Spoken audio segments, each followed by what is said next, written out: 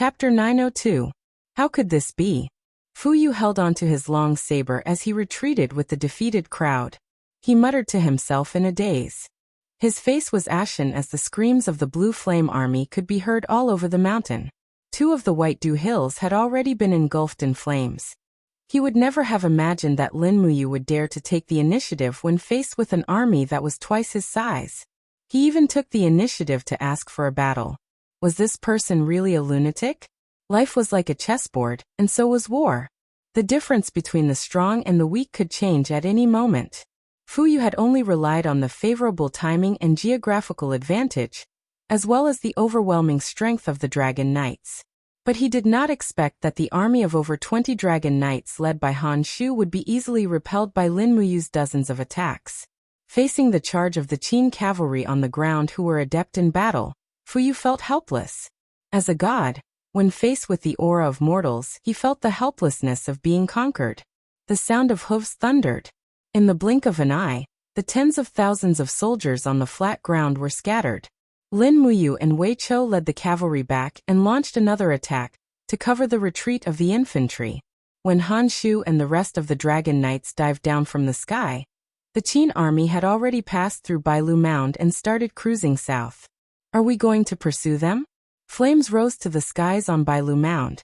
Fu Yu's face was stained with blood, and the long saber in his hand was dripping with blood. He asked, "Should we pursue them?" Han Shu's expression was extremely ugly. "Forget it. The tiger has escaped its cage. We can no longer pursue them. How many of us are on the mound?" Fu Yu asked. The vice commander's face was pale. 40,000. How many are still alive? Less than half. Damn it. Fu Yu roared. Despicable and shameless Lin Muyu. One day, I will chop off your head. Just you wait. Han Shu was silent. Killing Lin Muyu wouldn't be that easy. More importantly, ever since the Blackstone Empire invaded the Shattered Cauldron realm, they had been carrying out the order to massacre all those who resisted. The entire Blackstone Empire didn't have the support of the people in the Shattered Cauldron realm at all. They only relied on frenzied slaughter and military might to conquer this continent. Now the Ashen Flame Army and the Sea and Mountain Army were dwindling, and they couldn't get any supplies. Forget about continuing to conquer the Lingnan province and Mingshan province. They couldn't even defend the Linkhong province. However, the generals of the Blackstone Empire were all proud and arrogant. They didn't care about the commander-in-chief of the Qin army at all. Even now, they still believed that the Qin army was just a motley crew. The most frightening thing was that even the commander-in-chief of the 3 armies, Bailey Qin, thought the same. Bailey Qin was born cold and arrogant, and he didn't care about anyone. Although he had become a marshal, he had offended many people. If it weren't for his tyrannical strength, he would have long since been assassinated. Extreme hardness is easy to break. This was a principle that had never changed since time immemorial. The Blackstone Empire's army lacked a tyrannical opponent. But now this opponent had appeared. Lin Muyu's repeated defeats of the Ashen Flame Army had already proven this principle. In terms of strategy and tactics, Fu Yu didn't even have the qualifications to be a student in front of famous generals like Lin Muyu, Wei Chou, and Zhen Yifan. What's more, these famous generals were actually able to work together and kill the enemy side by side. Thinking of this, Han Shu couldn't help but shiver. He actually felt a little afraid. He was no longer so optimistic about the outcome of this battle. "Lord Han Shu, are you all right?" Fu Yu asked. "I'm fine." Han Shu wiped some medicine on the wound of his dragon steed. It was a wound caused by a white drill arrow. It was hard to imagine how powerful that Wei Chao's arm strength was, to be able to use a white drill arrow to pierce through the dragon's scales. It was simply too freakish. Fu Yu was a little out of his wits. Now what should we do? Treat the wounded, and bury the corpses of the dead. Han Shu let out a sigh of relief. Save as many as we can, then regroup and follow Lin Muyu's troops to Dragon Slaying Pass. We'll launch a pincer attack with the Marshal's army and let Lin Muyu have a taste of defeat. My lord is absolutely right. Fu Yu repeatedly nodded his head. At this moment, he had already lost his composure. The Blackstone Empire had always valued martial prowess over culture. They had always relied on force to subdue their enemies. The Ashen Flame Army, a dignified main force of the empire, actually did not have a decent group of strategists. Even the original 3 strategists had been whipped and dismissed by Fu Yu after drinking. Fu Yu's temperament was violent and savage. What he hated the most was people pointing fingers at him. Sending a group of strategists to him was tantamount to taking his life.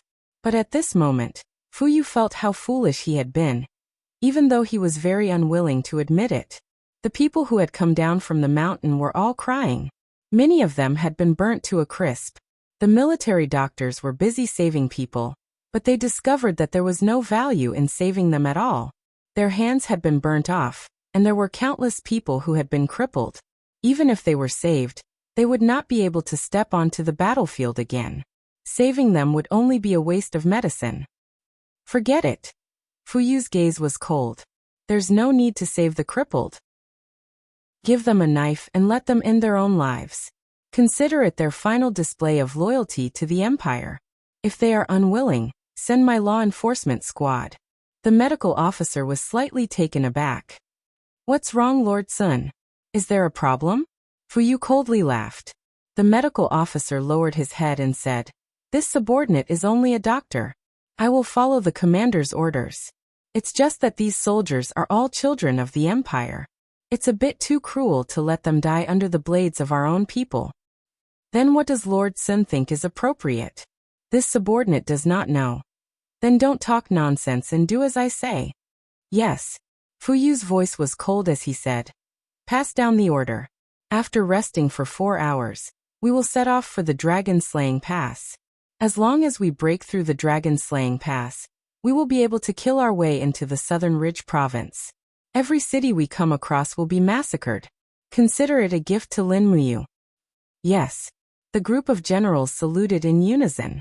Each and every one of them had an excited expression on their faces. At this moment, it was as if they had forgotten the tragic deaths of their companions. What appeared in their minds were shining white silver coins and women, as well as the rich cities and beautiful rivers and mountains. In the depths of the courtyard of the dragon-slaying pass, the night breeze blew and the green willow branches swayed. It was indescribably tranquil. A lonely figure sat in the pavilion. It was Xiyin. She sat there alone, listening to the sound of the wind. Her elegant eyebrows were tightly knitted, and her entire person was like a beautiful statue. Still not sleeping? It's late at night. Behind her, Terolin's voice appeared. Have you also heard the news? Xiyin murmured. What news? Lin Muyu led tens of thousands of people straight to the dragon-slaying pass. She even sent out a request for reinforcements, requesting Su Jiantao to lead his troops out of the pass to receive them. Xiyin's eyes were like water. She looked at the lotus pond in front of her and said, "He came, he really came." Terolin smiled and hugged her fragrant shoulders. "Little fool. What are you so flustered about? Could it be that you are afraid to see him?" "No, it's not like that. I also can't explain it clearly. I just feel that if I really see him, I'm afraid it will be time for me to make a choice." Xiyin faintly sighed and said, "I can feel him coming. The closer he gets, the more the power in my body will boil. I feel it's time for me to make a choice." "What exactly do you want to do?" Terolin frowned. "I don't want to harm you," Xiyin softly said.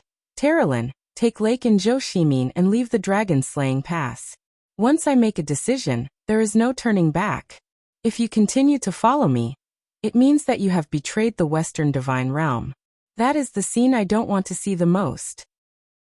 I don't want you to sacrifice so much for me. Then do you want to see us face each other with swords?" Terolin's voice suddenly became stern. "Xiyin, I don't want to be your enemy. We are friends. If you stay here, I will stay here.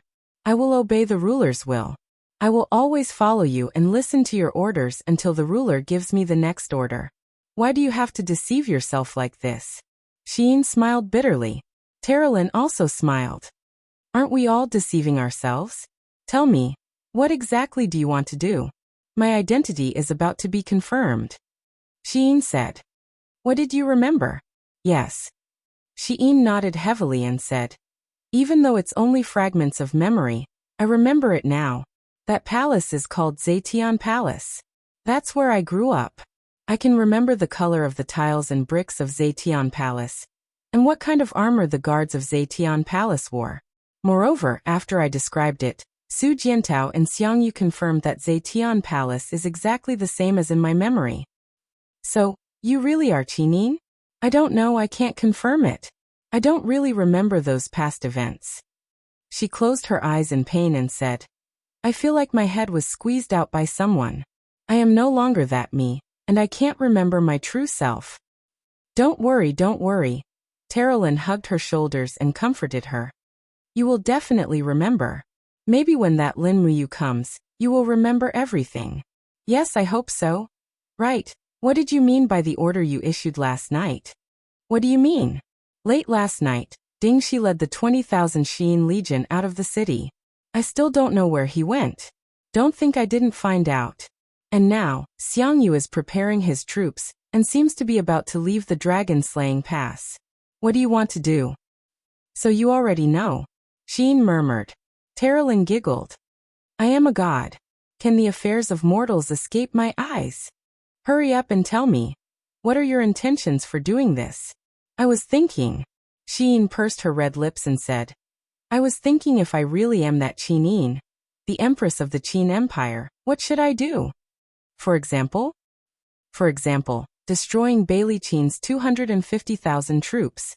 Her expression was indescribably normal, as if she was talking about eating 25 grapes. Ah. Terralyn trembled. Crazy, this is simply crazy. Chapter 903. Advance at full speed. In the fertile fields of Yunzhong province, the sound of horse hooves thundered, purple flags fluttered in the forest, rows after rows of iron hooves swept past. Other than the Empire's war flag, there was also the flag of the Imperial Guards. This cavalry of over 50,000 men could be said to be the most numerous and the strongest troop in the entire Qin Empire. Zhang Wei held onto his blade and spurred his horse to gallop at the side of the formation. He was the main general of this battle, leading a total of 50,000 men. This was the first time. Feng Jixing led 50,000 archers and followed closely behind as the center of the army. Luo Yu and Qin Yong each led tens of thousands of men on the left and right flanks. Last was the 60,000 garrison troops of Tianshu province. The entire army had over 200,000 men. When Tongyun Pass, where Tang Xiaoxi was at, was attacked, Yu's letter was sent over. The moment he received it, Feng Jixing was already burning with anxiety. He knew Tang Xiaoxi's personality. If it was not a matter of life and death, Tang Xiaoxi would definitely not ask for help. There was no sound of war drums. The entire army just moved forward quickly. There were war eagles soaring in the sky, opening the path for the three armies. Zhang Wei's order was to quickly reinforce, advance at full speed, directly attacking the Longji army's camp from the back, and coordinate with Tang Xiaoxi and Chen Xiaoli's troops in the city, to destroy the Longji army in one move. It was time. Feng Jixing had almost revealed all his trump cards in this battle. One day later, the wild horse plains was hot. A group of wolf soldiers from the northern desert had never experienced the weather of this so-called central plains. The northern desert big wolf Lord Mao Dun took off his iron helmet that was inlaid with goose down. He fanned his palms to cool himself, but no matter how he tried, he could not cool down. He said impatiently, "There is no water source here, there is not even shade. Feng Lan actually ordered my 100,000 wolf soldiers to stand guard here. What exactly does she mean? Could it be that she wants to use the hot weather to exterminate my northern desert wolf tribe?" Second Wolf Lord sneered. Who knows? The Longji army is attacking the city. This time it seems like they have changed. They actually did not let us wolf soldiers touch Tongyun Pass. I really do not know what Tianji country is thinking. At the side, the man shrouded in a black robe smiled. What is it? Does Mr. Guan have something to say? Mao Dun asked unhappily. Guan Xing was originally a strategist of the Great Qin Empire. After he was captured, he became the strategist of the Great Wolf Chieftain. In the entire northern desert wolf tribe, Guan Xing was probably the only strategist. Can't you tell, Great Wolf Lord? Guan Xing smiled faintly and said, Feng Lan, Lin Tonghai, and Dora are determined to take the Cloud Pass. Once they take the Cloud Pass, they can easily take the Seven Seas province. Since ancient times, There is a saying that the one who takes the 2 provinces in the north will have half of the country. If the Seven Seas province and the Cloud Pass are both taken by the Tianji Empire, then the Qin Empire's destiny is really over. What do you mean? Mao Dun did not understand. Stargazer said. To put it simply, Feng Lan doesn't trust us wolf soldiers. He feels that it's a waste of time for us to attack the city, so he urgently sends his most elite subordinates to attack, attempting to take Cloud Pass in one fell swoop, and take over the Seven Seas province. That's why he only sent 100,000 wolf soldiers to stand guard here, to block Feng Jixing's troops from the south. As he spoke, a bright light flashed in Stargazer's eyes, and he said, Feng Jixing is a famous general that's hard to come by, and his battle formations are famous for being steady and steady. Once Feng Jixing finds out that Cloud Pass has been attacked, he'll definitely reinforce Tang Xiaoxi. At that time, our 100,000 wolf troops will have to face the 100,000 elites under Feng Jixing's command, and at least 100,000 new recruits from Dubhe province. Big Wolf Lord was slightly stunned. What should we do? If that Feng Jixing really attacks, how are we going to resist them? We can't resist them, Guanxing said calmly. The reason why the Tianji Empire is invincible is that they have dragon knights, who can resist the magic crystal cannons of the Qin army, but we don't. Once Feng Jixing uses the magic crystal cannons, magic crystal crossbows and other weapons, I am afraid our wolf soldiers will become the targets of slaughter. Then what should we do? Big Wolf Lord was a little flustered. Guanxing smiled. There is only one way, to negotiate peace with Feng Jixing. What? Second Wolf Lord immediately drew his sword and said sternly, I knew that you are still loyal to the Qin family, boy. Now you finally show your fox's tail. You want us wolf soldiers to negotiate peace with Feng Jixing? Dream on. I will kill you now, and let's see how you can bewitch the army with your glib tongue. Guanxing remained calm in the face of the sharp blade. He smiled and said, Second Wolf Lord, if you want to kill me, just do it. After I die, the 100,000 wolf soldiers will vanish in the blink of an eye. They will be buried with me. The 100,000 wolf soldiers can't even defeat Luo Xian, who is guarding the northern region, let alone Feng Jixing himself. Let me tell you, one Feng Jixing can kill 10 Luo Xian. Second Wolf Lord roared and swung his long sword down. Clang! A sharp sword blocked Second Wolf Lord's long sword. It was Big Wolf Lord's sword. He knocked away the long sword and said coldly, Second brother, do you want the northern desert to be doomed eternally? But big brother. The veins on Second Wolf Master's face bulged and he said, This Guanxing is from the central region and has been influenced by the Qin family's etiquette. He is a slave in his bones. How could he care about the northern desert? Brother, have you ever thought about it? We have 150,000 wolf soldiers on our way here from the northern desert, and we have already lost 50,000 of our men. What's more, we besieged the Twilight Rain City and forced the Duke of the North, Luo Xian, to his death. Do you think Feng Jixing would be willing to make peace with his mortal enemy? Not necessarily. Guanxing said fearlessly. Feng Jixing is a hero. He knows what is important and what is not.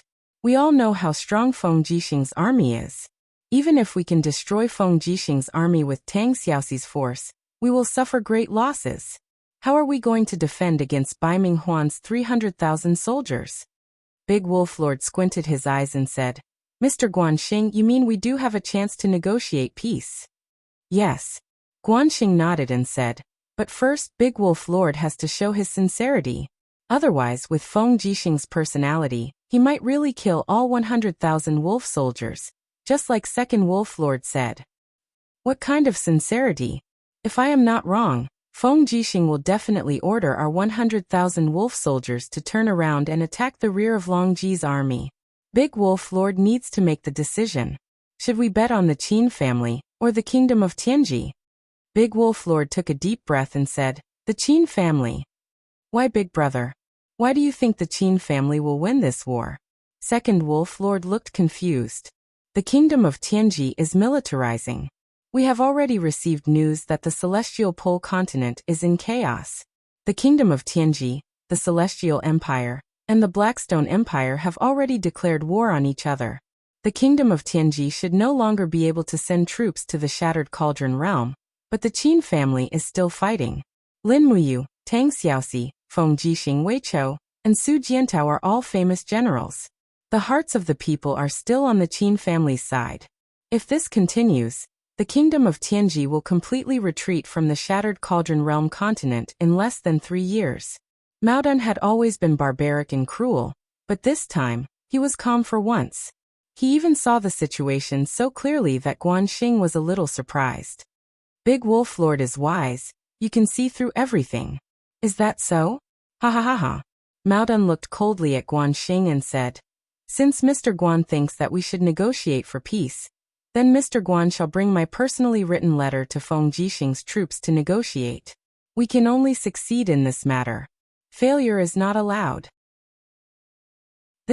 Guanxing was stunned. At least for now, the wolf soldiers were the Qin family's mortal enemies.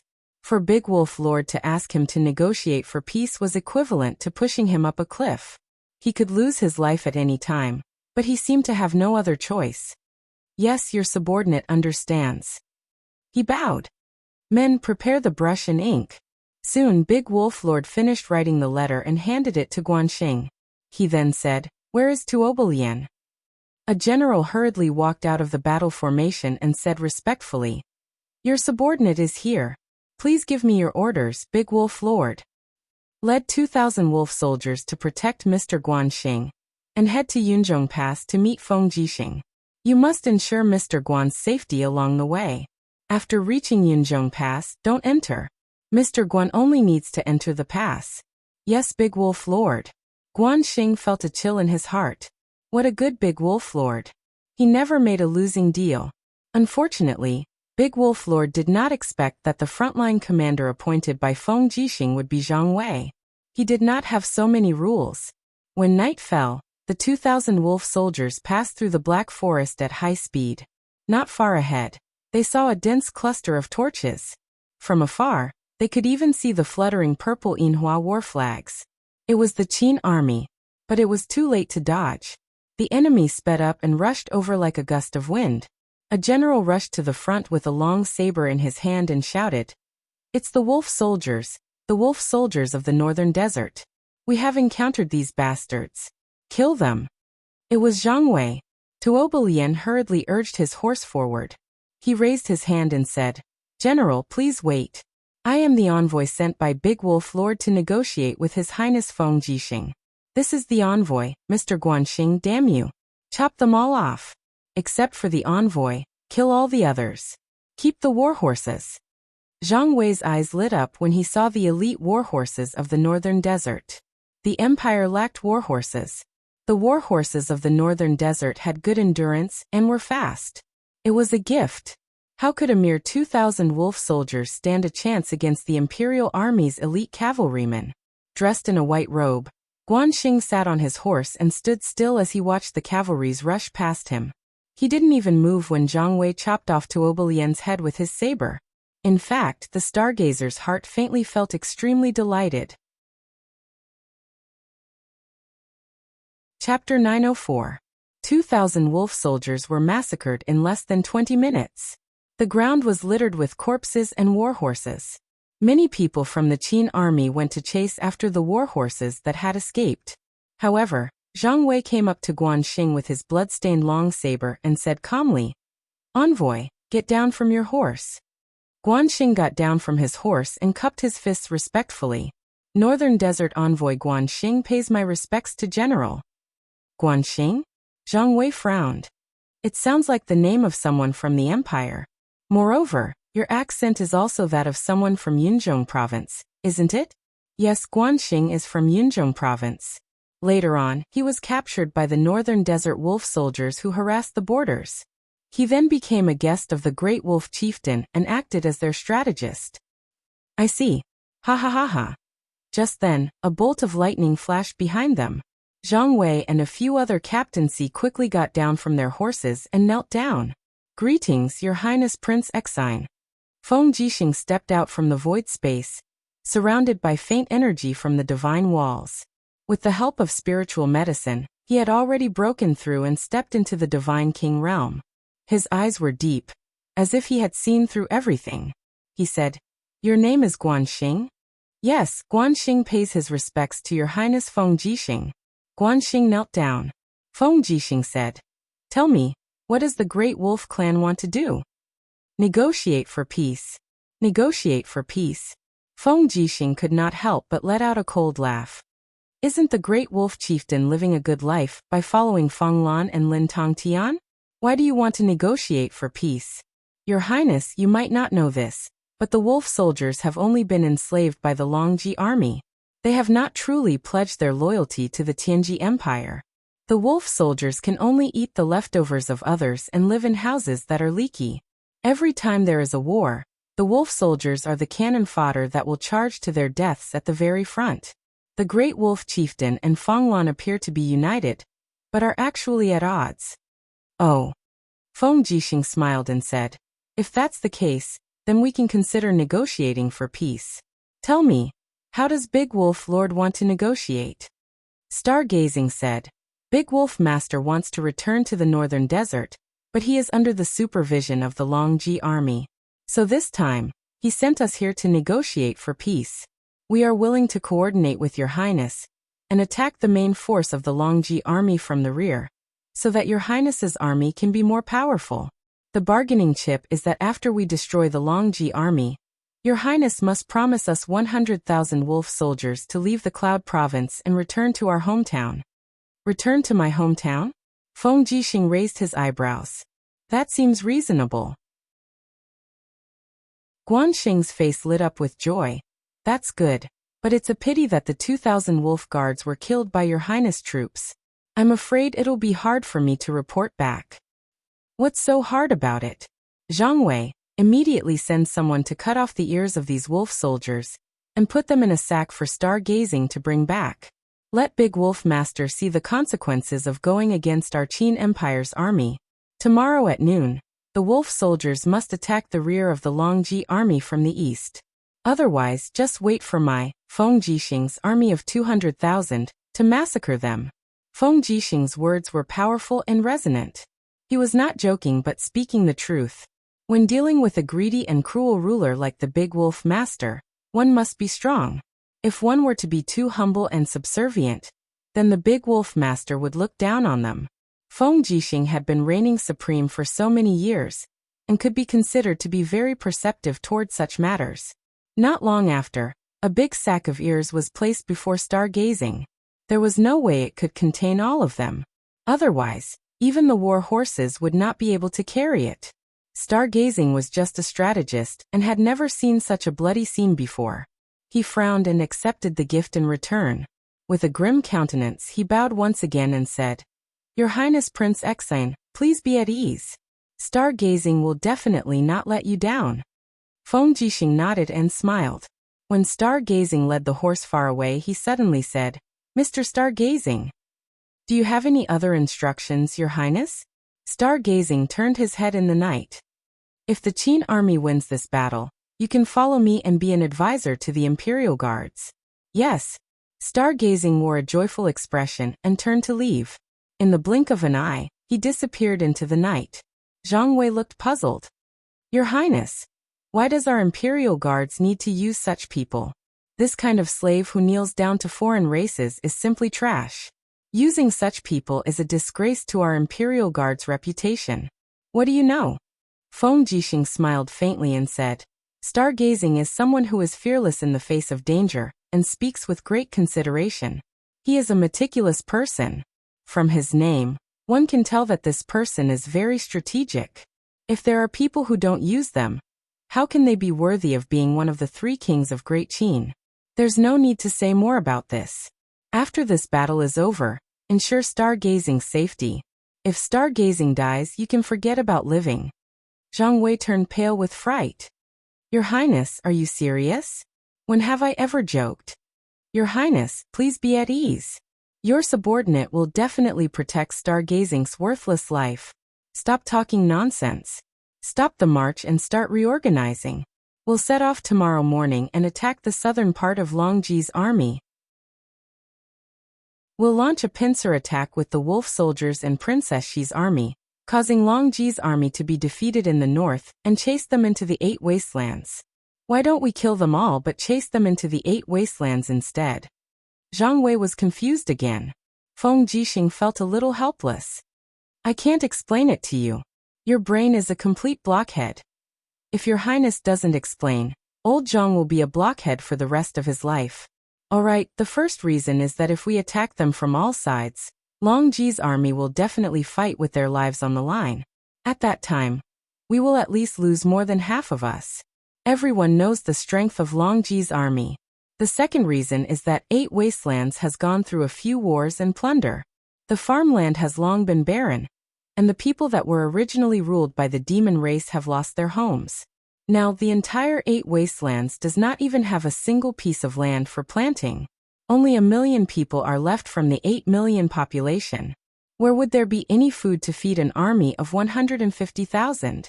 After Long Ji's army enters 8 wastelands, they have no food at all. I want them to starve to death in 8 wastelands. Third reason, once we... Wait, your highness. Zhang Wei raised his arm. I can't think straight. Let me digest what you've said first. Feng Jixing looked at him coldly. His face was filled with a fuck you expression. At noon the next day, it actually started to rain. After that, it turned into a heavy downpour. The grassland became muddy. After being trampled by the war horses, it became even more muddy. At noon sharp, the 100,000 elites that Feng Jixing commanded launched an attack from the south of Tongyun Pass. They directly attacked the camp of Long Ji's army. In the east, the 100,000 wolf soldiers also made a move.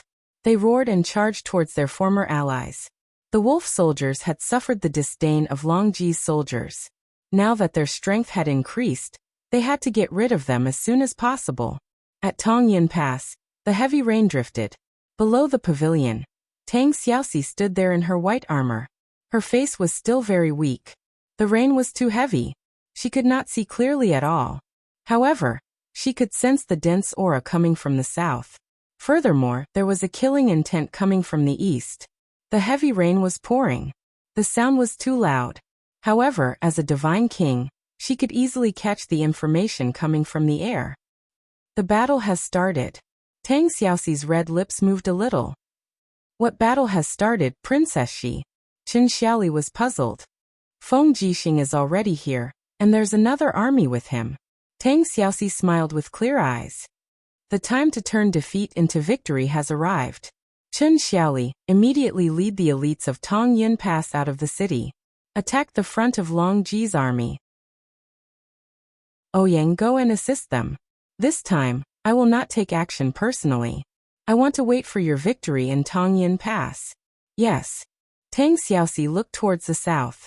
There was indeed a wisp of aura belonging to Feng Jixing. Feng Jixing did not even send a letter. He was probably afraid that the letter would be intercepted by the dragon riders. It seemed that Feng Jixing was also a gambler. He was betting that he could guess the whereabouts of the imperial army. He was betting on the tacit understanding between the Qin army. And from the looks of it, his bet was right. The doors opened one after another. Rows of armored cavalry rushed out under the cover of the rain. The army led by Qin Xiaoli went straight to the enemy's main force. The rain became even heavier.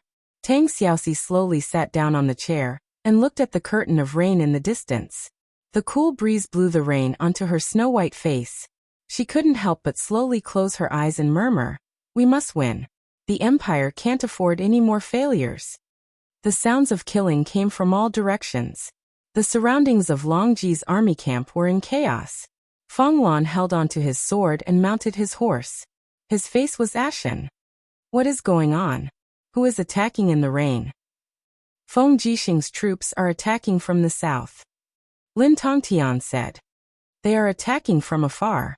They attack when they come. They do not care about the taboo of the art of war. Feng Jixing is really a weirdo. Where is the east? Why are there sounds of killing? An assistant general said. Reporting to commander. The wolf soldiers are rebelling.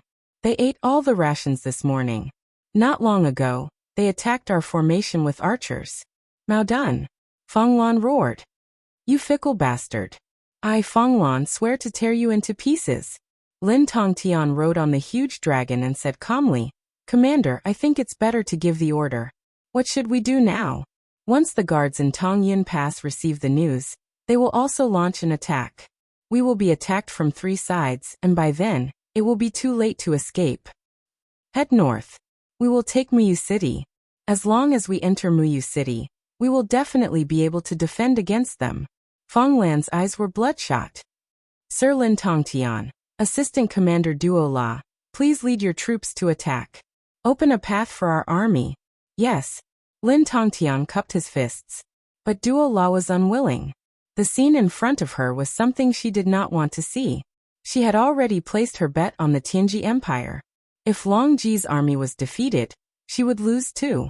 How could she return to the Western Divine Realm to see Claude? The dug spear in her hand shone. Duo La looked at Tongyun Pass from afar. A trace of fear flashed past her eyes. Tang Xiaoxi was the only one who could make her feel threatened. However, Dora didn't know that Tang Xiaoxi was as weak as a mortal right now. Otherwise, she would have made another decision. Chapter 905. After 1 day and 1 night, the heavy rain stopped. Long Ji's camp had been badly mutilated and was in a mess. There were corpses everywhere, and fresh blood mixed with the rain, emitting a strong stench of blood. Long Ji's battle flags were all over the place. The pursuit had yet to stop. Luo Yu, Qin Yong, and the others had already led the cavalry to the Muyu City's passageway to intercept them. Gods seemed to be unable to change anything in this battle. Even though Lin Tongtian, Dora, and the other God State experts had also participated in the battle, they had only killed a few thousand soldiers. They were unable to change the overall situation of the battle. Your Highness, I've found it. A soldier held up a commander's flag with the word Fong embroidered on it and said, "This is their commander's flag." Feng Jixing raised his hand to take the flag and could not help but smile faintly. They fled in such a hurry that they didn't even want the commander's flag. Other than having a strong military force, the Tianji Empire's commander is really useless. At the side, Chen Xiaoli smiled and said, "Your Highness Prince Xan is really good at commanding." Feng Jixing took a look at him and said, "Chen Xiaoli, you've improved a lot over the years. It can be seen from the few battles at Cloud Pass. Once the Empire recovers, your military position will probably be promoted again. I'll congratulate you first." "Thank you for your guidance, Your Highness." Chen Xiaoli cupped his fists and bowed. He knew very well that if it was not for Feng Jixing's massacre of the Seven Seas Province's generals, he would not have had the chance to make a name for himself, let alone become the commander of a wealthy province like the Seven Seas Province. Just then, an army galloped over from not far away. It was the Wolf Army. Great Wolf Lord Maodun, Second Wolf Lord Guanxing, and the others had all arrived. Before they could even start fighting, they got off their horses. Great Wolf Lord knelt down, not caring about the mud on the ground. "Great Wolf Lord Maodun of the Northern Desert greets Your Highness Prince Xian." "Get up, Great Wolf Lord." Feng Jixing got off his horse and personally helped Great Wolf Lord up. He smiled and said, "It's all thanks to Great Wolf Lord attacking from both sides. Otherwise, the Longji Empire probably wouldn't have been defeated so easily. It's me, Feng Jixing, who should thank Great Wolf Lord for forsaking the darkness in time and walking on the right path." Maoduan's expression was a little ugly as he said awkwardly, "Thank you for your understanding, Your Highness." Second Wolf Lord coughed softly, as if reminding them of something. Big Wolf Master hurriedly said, "Your Highness, we have won this battle. 6 out of 10 soldiers of the Longji army are gone. The wolf soldiers have completed their mission. So, I want to lead the wolf soldiers back to our hometown, back to the Northern Desert." "Back to the Northern Desert?" Feng Jixing smiled and said, "There's no need to rush. Dora, Fonglan, and the others from the Longji Corps are cunning. Now that the situation has not been completely settled, Great Qin still needs to rely on the power of the wolf soldiers to fight against the Tianji Empire. Why don't Great Wolf Lord come with me to attack Muyu City? The rations in Muyu City will be enough to feed the wolf soldiers. Once we have completely defeated the Longji Corps, I will personally send the wolf soldiers back to their hometown." Maodun faltered. What's this and that? How many wolf soldiers did we lose in this battle? More than 32,000 died, and more than 40,000 were injured. You see, with so many injured wolf soldiers, how can we let them continue to travel such a long distance? Let's do as I say. Let the wolf soldiers stay. The medical officer of the elixir department of the Qin army will treat their wounds. Rest and reorganize. Tomorrow morning, we will go to Muyu City and continue to kill the remaining soldiers of the Longji Corps. Feng Jixing's words left no room for discussion. Although he had a smile on his face, his killing intent was hidden. The wolf soldiers were known for their ferocity and violence, but there were very few cultivators among them. They only had strong physiques, and a divine king like Feng Jixing was simply a threat to them. How would the great wolf lord dare to disobey? He could only nod and say, "Yes, the subordinate understands. Your Highness, we shall take our leave first." Good. Someone, send the rations to the wolf soldiers. Send the best elixir department chefs to make delicious food for Big Wolf Master. Yes. Wait, Big Wolf Master. Is there anything else, Your Highness? Big Wolf Master was stunned. I want someone from you. Who? Stargazing. Ah. Big Wolf Master was slightly startled. Why can't I? Feng Jixing asked with a smile. No, you can. Mao Dun looked at Stargazing and said, Mr. Stargazing, then, you will stay by Her Highness' side. I hope. You will not forget the kindness of the wolf tribe. Yes. Stargazing nodded. After Big Wolf Master and the others left, Stargazing said, Your Highness, what are you doing? Feng Jixing said lightly, Stargazing, you are a Qin citizen. Today, I will give you a chance to serve the Qin Empire. Are you willing to stay by my side and fight for the Qin Empire? And for Her Highness Qinin? I. Stargazing was trembling. He had calculated everything, but he did not expect this. Are you willing? Feng Jixing asked again. I am willing. Stargazing knelt on both knees. His elegant white robes were stained with muddy water, but he still knelt there, refusing to get up. As ordered, Stargazing is promoted to a rank 4 commandant and will be the Imperial Army's top advisor. Whenever the Imperial Army uses troops, Mr. Stargazing must participate in the planning. It's decided. Zhang Wei, you'll be in charge of Mr. Star's clothes and accommodation. After saying that, Feng Jixing spurred his horse and left, heading straight for Cloud Passing Pass. He was going to pay Tang Xiaoxi a visit. Stargazing knelt on the ground, trembling all over as if he had been given a new life. He was a smart person and knew that it was necessary to buy people's hearts. However, to think that Feng Jixing had allowed him to participate in the planning of all military operations when he had just joined the Imperial Army, making him one of the brains of the Imperial Army, this was not buying people's hearts but relying heavily on him. Watching as Feng Jixing's horse hooves splashed up the muddy water, Stargazing lifted his head, tears gushing out as he mumbled. From today onward, Stargazing's life will belong to Prince Exine. Swoosh. His collar was grabbed by someone, and Zhang Wei tossed him onto the back of a horse as if he was carrying a little chick. Stop grumbling. You're a man, but aren't you being pretentious? I'm about to vomit because of you. Come with me. I'll prepare a set of Imperial Army attire for you. I feel like hitting someone just by looking at your wolf soldier's scholarly attire. Quickly take it off while I can still hold it in, and not hit you. Stargazing was stunned for a moment. However, when he saw how uncouth Zhang Wei was, he did not feel angry. Instead, he felt a little touched. At Cloud Passing Pass, Feng Jixing and Chen Xiaoli walked up the city gates side by side to pay their respects to Tang Xiaoxi. Get up. Tang Xiaoxi smiled and stood up saying, General Feng, tell me quickly. Have we won? Yes, Princess. Feng Jixing laughed out loud. It's not just a victory. It's a great victory. The Longji army has lost close to 70,000 to 80,000 men, and 5 dragon knights have also been killed. Other than that, the troops that the Longji army gathered from the various prefectures in the Cloud Province have also been dispersed or incorporated. Princess, don't worry. The Cloud Province will definitely return to the Qin clan's hands in less than half a month. Good, that's good. Who did you send to go after them? Luo Yu and Qin Yong. Good. It's good that you didn't send Zhang Wei. The Longji army's strength still exists. In addition to Duo La, Lin Tongtian and the others, they can't be underestimated. Yes, I understand. Here, I've received 14 letters to rescue the emperor. Rescue the emperor? Tang Xiaoxi placed a stack of letters in front of him and said, when the main force of the empire was unable to resist the Tianji Empire, the prefectures of the various prefectures recruited their own troops. Now they've all risen in revolt. Take a look for yourself. Feng Jixing flipped through the letters and smiled. From 500 to 10,000 people.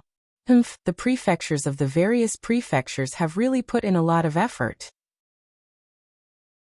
However, I'm very surprised that these people have openly killed the defending generals and troops of the Tianji Empire. It's good that they're here. It saves us the trouble of recovering the cities one by one. Yes. Tang Xiaoxi smiled leisurely and said, however, we still have to be on guard. It's true that these feudal vassals are going against the Tianji Empire, but they'll also become a big problem for us. Once they gather their troops and become self-confident, it won't be so easy for us to subdue them. After all, the Empire's army has suffered heavy losses and is unable to fight another civil war. I know. I'll pay close attention. Princess Shi, I'm going to organize the army to recover the Cloud Province soon. Are you coming with me? No, I'm going to Cloud Pass. Tang Xiaoxi looked towards the southeast and said, recently, I haven't been able to sleep well at night. I keep feeling that something will happen to Mu. I have to make a trip there. Only when I see him can I feel at ease. I understand. Leave the matters of Cloud Province to me, Feng Jixing. All right, I'll set off in the afternoon. Please take care, General Feng. The northern border of the empire will be handed over to you. Yes. In the southern ridge, the flames of war burned from Tiger Subdue Pass all the way to the central part of Mount White Mang. At the foot of the mountain about 5 miles away from Dragon Slaying Pass, flames soared into the sky. Another bloody battle had taken place. The Longdan army camp had almost exhausted the last of their magic crystal crossbows.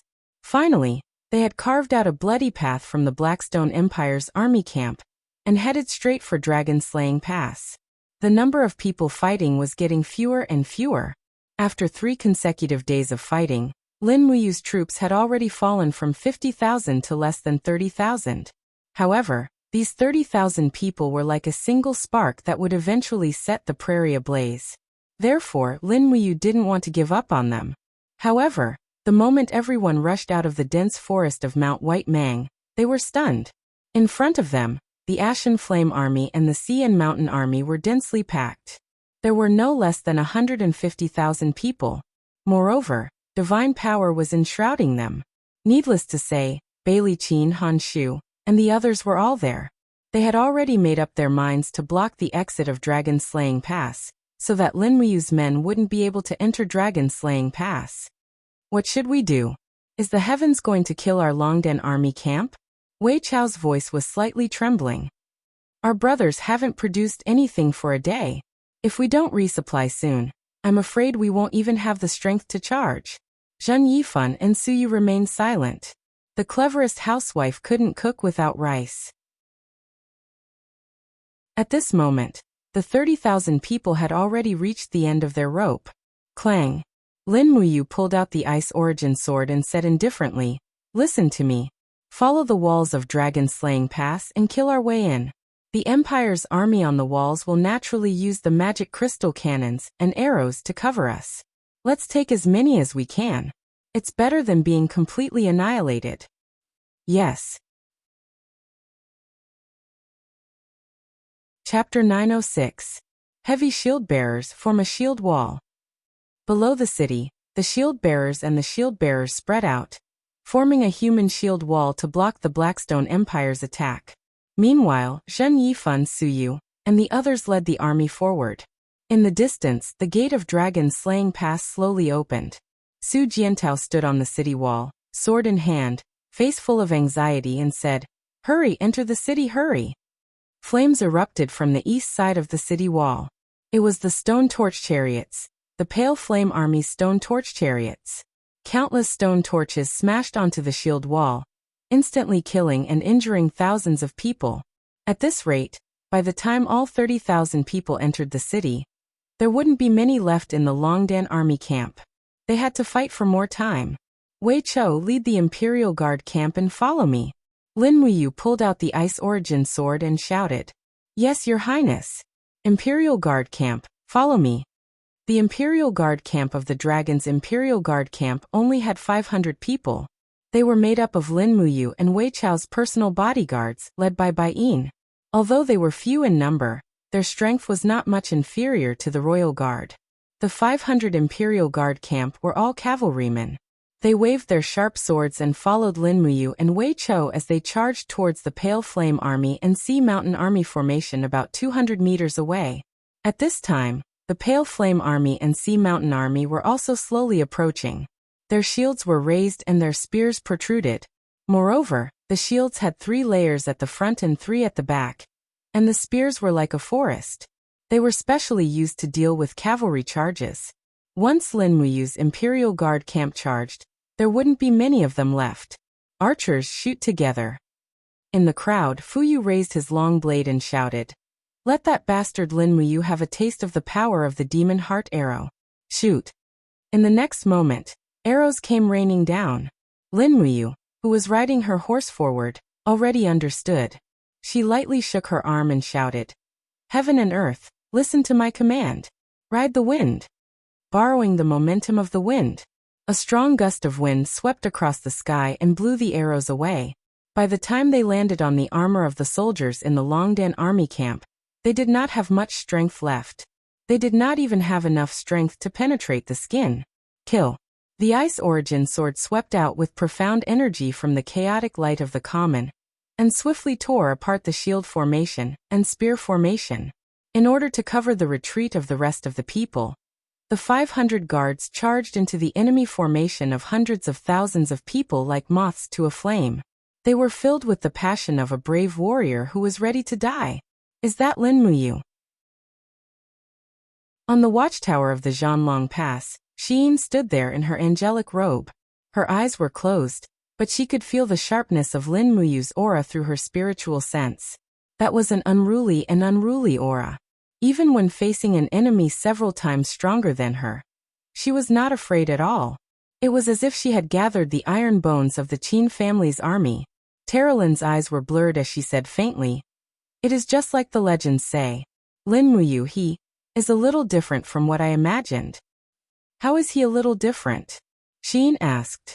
He's King Qin, the paragon of the Shattered Cauldron realm, but he's the one leading the charge. He's also very strong, very strong.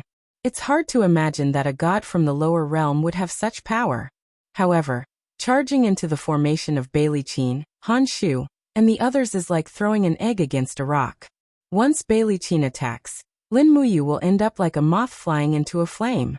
Lake, who was at the side, also nodded. Yes, that kid is crazy. With such a huge disparity in power, he actually took the initiative to attack. Su Jiantao held his sword and gritted his teeth. His Highness Yu is just covering the retreat of the rest of the army into the city. Lord Xiyin, we can't just sit back and do nothing. I am His Highness Yu's subordinate. If I watch him die on the battlefield like this, I will regret it for the rest of my life. Even if I die, I want to die on the road to kill the enemy with him. Lord Xiyin, please allow me to lead the army out of the city and fight. What time is it now? Xiyin asked. There are still 2 hours until noon. Xiang Yu and Ding Shi's troops are not in position yet. We must continue to wait. Xiyin's long eyelashes trembled slightly, and she said, You all say that he is my lover, but why do I not feel it at all? I don't want to accept a lover that was forced upon me by others. But Lord, Su Jiantao, don't say any more. Let's wait and see what happens. Taralin clenched her fists and said, I don't think Lin Muyu will die so easily, right? AI. Su Jiantao gritted his teeth and shouted in a low voice. Wang Feng, Zhou Qing, immediately gather our troops in the city. Prepare to fight our way out of the city at my command. The torches and arrows mixed together and smashed into the crowd, injuring the Close Guard battalion, but also injuring the front of the Blue Flame army. Lin Muyu and the rest broke through the enemy's formation like a hot knife through butter, and headed straight for the main camp. Are they going to attack our command camp? Fu Yu narrowed his eyes. Bailey Chen's gaze was icy cold as he said, "Let him come. I also want to see how powerful Lin Muyu, who is said to possess the Supreme Being Godhead, is. Today, either he dies or we die. If he isn't as powerful as the rumors say, he doesn't deserve to possess the Supreme Being Godhead." Han Shu laughed coldly. "Marshall is right." Right at this moment, two dragon riders descended from the sky and swung their swords, releasing sword chi as they shouted, "How dare you attack the main camp? You are courting death."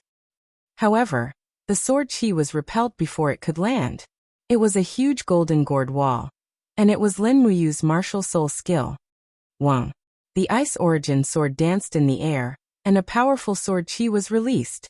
It was like a divine weapon as it slashed towards the main camp's war chariot.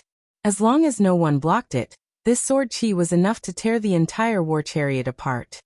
Interesting. Bailey Chen laughed heartily. Suddenly, a bright light burst out from his body, and his entire body seemed to grow larger. He punched out and forcefully shattered Lin Muyu's sword chi. The wind from his punch didn't seem to be obstructed at all, and it directly struck the wall of Lin Muyu's gourd wall. Pu piu piu, sounds of shattering could be heard. Other than Wei Chou and Bai Yin, the dozens of personal guard battalion soldiers around Lin Muyu were all turned into a mist of blood. They were killed just like that. With just one punch, Bailey Chen stopped the personal guard battalion from advancing any further. Countless Blue Flame Army soldiers brandished their weapons, and they surrounded Lin Muyu and the others. Stepping on a cloud, Bailey Chen proudly walked over and said with a cold gaze, "Lin Muyu, you are too arrogant. You brought these people to attack my battle formation. Are you looking down on me, Bailey Chen?" When faced with the overbearing gaze of an 87th level heavenly abode divine emperor, Lin Muyu didn't show any fear as she roared with laughter. And then she pointed her ice origin sword at Bailey Chen and said, "Your Darkstone Empire relied on your formidable martial strength to seize my city and slaughter my commoners. All of you have so many Saint Martial Exalts, Saint Martial Kings and Saint Martial Gods, but in my eyes all of you are just a bunch of cowardly trash. Do you really want to die?" Bailey Chen sneered and said, "It's not a good thing for you to provoke me." Lin Muyu's gaze shifted to the side. She glanced at the retreating speed of Su Yu, Zhen Yifan and the others, and she couldn't help but feel a chill in her heart. They were too slow. They would need at least an hour to reach their destination. Thus, she clenched her teeth and braced herself to say, "Marshal Bailey Chen, my people are already exhausted. They can't fight against your Blackstone Empire's army. If you really have the dignity and pride of a soldier, do you dare to fight against me?" "Fight against you?" Bailey Chen laughed out loud. "You clearly know that my Blackstone Empire has more than one sacred martial god and sacred martial king, but you still want to fight against us? I know that you, Lin Muyu, want to buy time and cover your people's retreat, but you are underestimating my Blackstone Empire too much. Do you think you and your people can fight against our generals? We will only know after we fight." "All right, I promise you." Bailey Chen's eyes were filled with disdain. He had long regarded Lin Muyu as a turtle in a jar. He waved his hand and said, "Pass down my order. Stop the attack and get into formation. Prepare for a fight against us." Yes. The dense sound of the war drums thundered. Instantly the Blue Flame army dispersed. Those who were attacking the Longdan army camp also dispersed. Bailey Chen's words were the highest military order. No one dared to disobey him. Wei Chou looked a little confused. He said, "Your Highness, you said you want to fight against us, but how can our people have a general who can fight one-on-one? I'm afraid I won't be able to last more than a few rounds against a divine king. For someone like Bai Yin, any dragon knight can kill him in 3 moves." Bai Yin grimaced. He actually didn't know how to reply. Lin Muyu took a deep breath and said, "It's all right. I will deal with them alone. I will buy as much time as I can. Pass down my order. Beat the drums and get into formation." Yes. The sound of the Dragon Courage Camp's war drums resounded out abruptly as the Dragon Courage Camp's heavy cavalry swiftly formed into a straight-line formation. The war drums rumbled as they cheered for their commander, whereas the Darkstone Empire's side did the same as well. Both sides faced each other in a circle and were ready to jump at each other's throats. and it seemed as if a great battle would break out at any moment. What are they doing? On the city walls, Sheen asked in surprise. Terralyn and Lake were only gods from the upper realm. They had never seen a battle like this, much less experienced a battle like this. They all shook their heads in confusion. No one knew what was going on. Only Su Jiantao said in a low voice, "A fight against them. They want their generals to fight each other." Sheen frowned. How is this possible? Bailey Qin is so strong. No one in the Qin army camp can fight against him. Su Jiantao's eyes flashed with excitement and helplessness.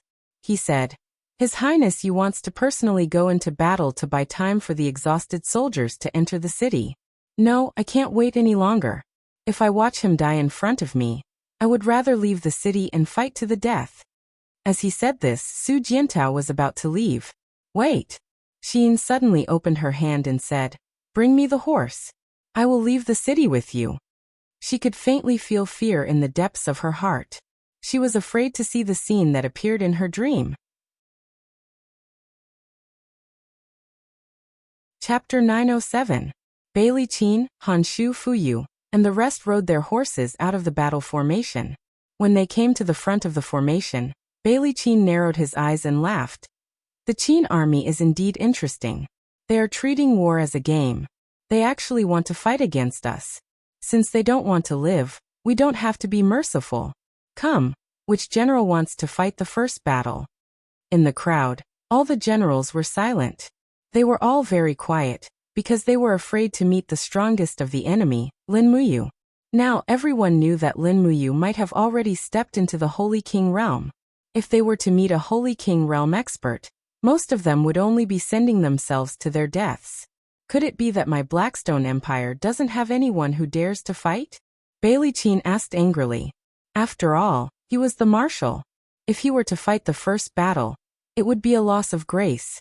At this moment, a dragon knight riding on a red dragon slowly descended. The dragon's spear in his hand flickered with faint lightning as he said, "Marshal, Sun Yulong is willing to go." "Oh, it's you," Bailey Qin smiled faintly. "The Qin army has many capable people. Sun Yulong, although you are already at the 28 Heavenly Abode realm, you still have to be careful. If you can't win, immediately retreat. I will save your life." "Yes, thank you for your concern, Marshal. But there's no need." Sun Yulong laughed coldly. "I don't believe that there is anyone in the Qin army who can be my opponent. Let me go and kill one of them first." "Go." The dragon roared. Sun Yulong pulled the reins and lifted the dragon up. He pointed the dragon's spear at the Qin army and said, "My name is Sun Yulong. Who dares to fight me?" In front of the Longdan army camp, Lin Muyu stepped on the ground and flew slowly in the air. She smiled and said, Let me. Lin Muyu. Sun Yulong was slightly startled. He never imagined that Lin Muyu would be the first to fight. Lin Muyu's attack just now had already made Sun Yulong feel extremely threatened. Now that he was up against her, it was hard to get off. Fortunately, Sun Yulong detected that Lin Muyu's aura was not that strong. She seemed to be his only hope. "Come on." Lightning swirled around the dragon spear. Sun Yulong cultivated in the power of the law of lightning, and could be considered an outstanding martial saint of the Blackstone Empire. It was precisely because of this that Bailey Qin wanted Sun Yulong to give it his all. Clap, clap. The lightning flickered even more. Sun Yulong roared and became one with the dragon. He left his original trajectory and rushed over like a bolt of lightning. It was as if he was violating the laws of physics. In fact, this was indeed the case. True divine power was an attack that violated the laws of physics. However, Sun Yulong's speed was too slow in Lin Muyu's eyes. It was as if he was moving in slow motion. He had 10,000 ways to avoid his attack, but he didn't. Buzz. The Dragonblood battle shield appeared and blocked the sharp dragon spear with a bang. Lin Muyu's body was slightly startled, and he retreated a little, revealing a hint of not being able to endure. Sun Yulong couldn't help but laugh loudly.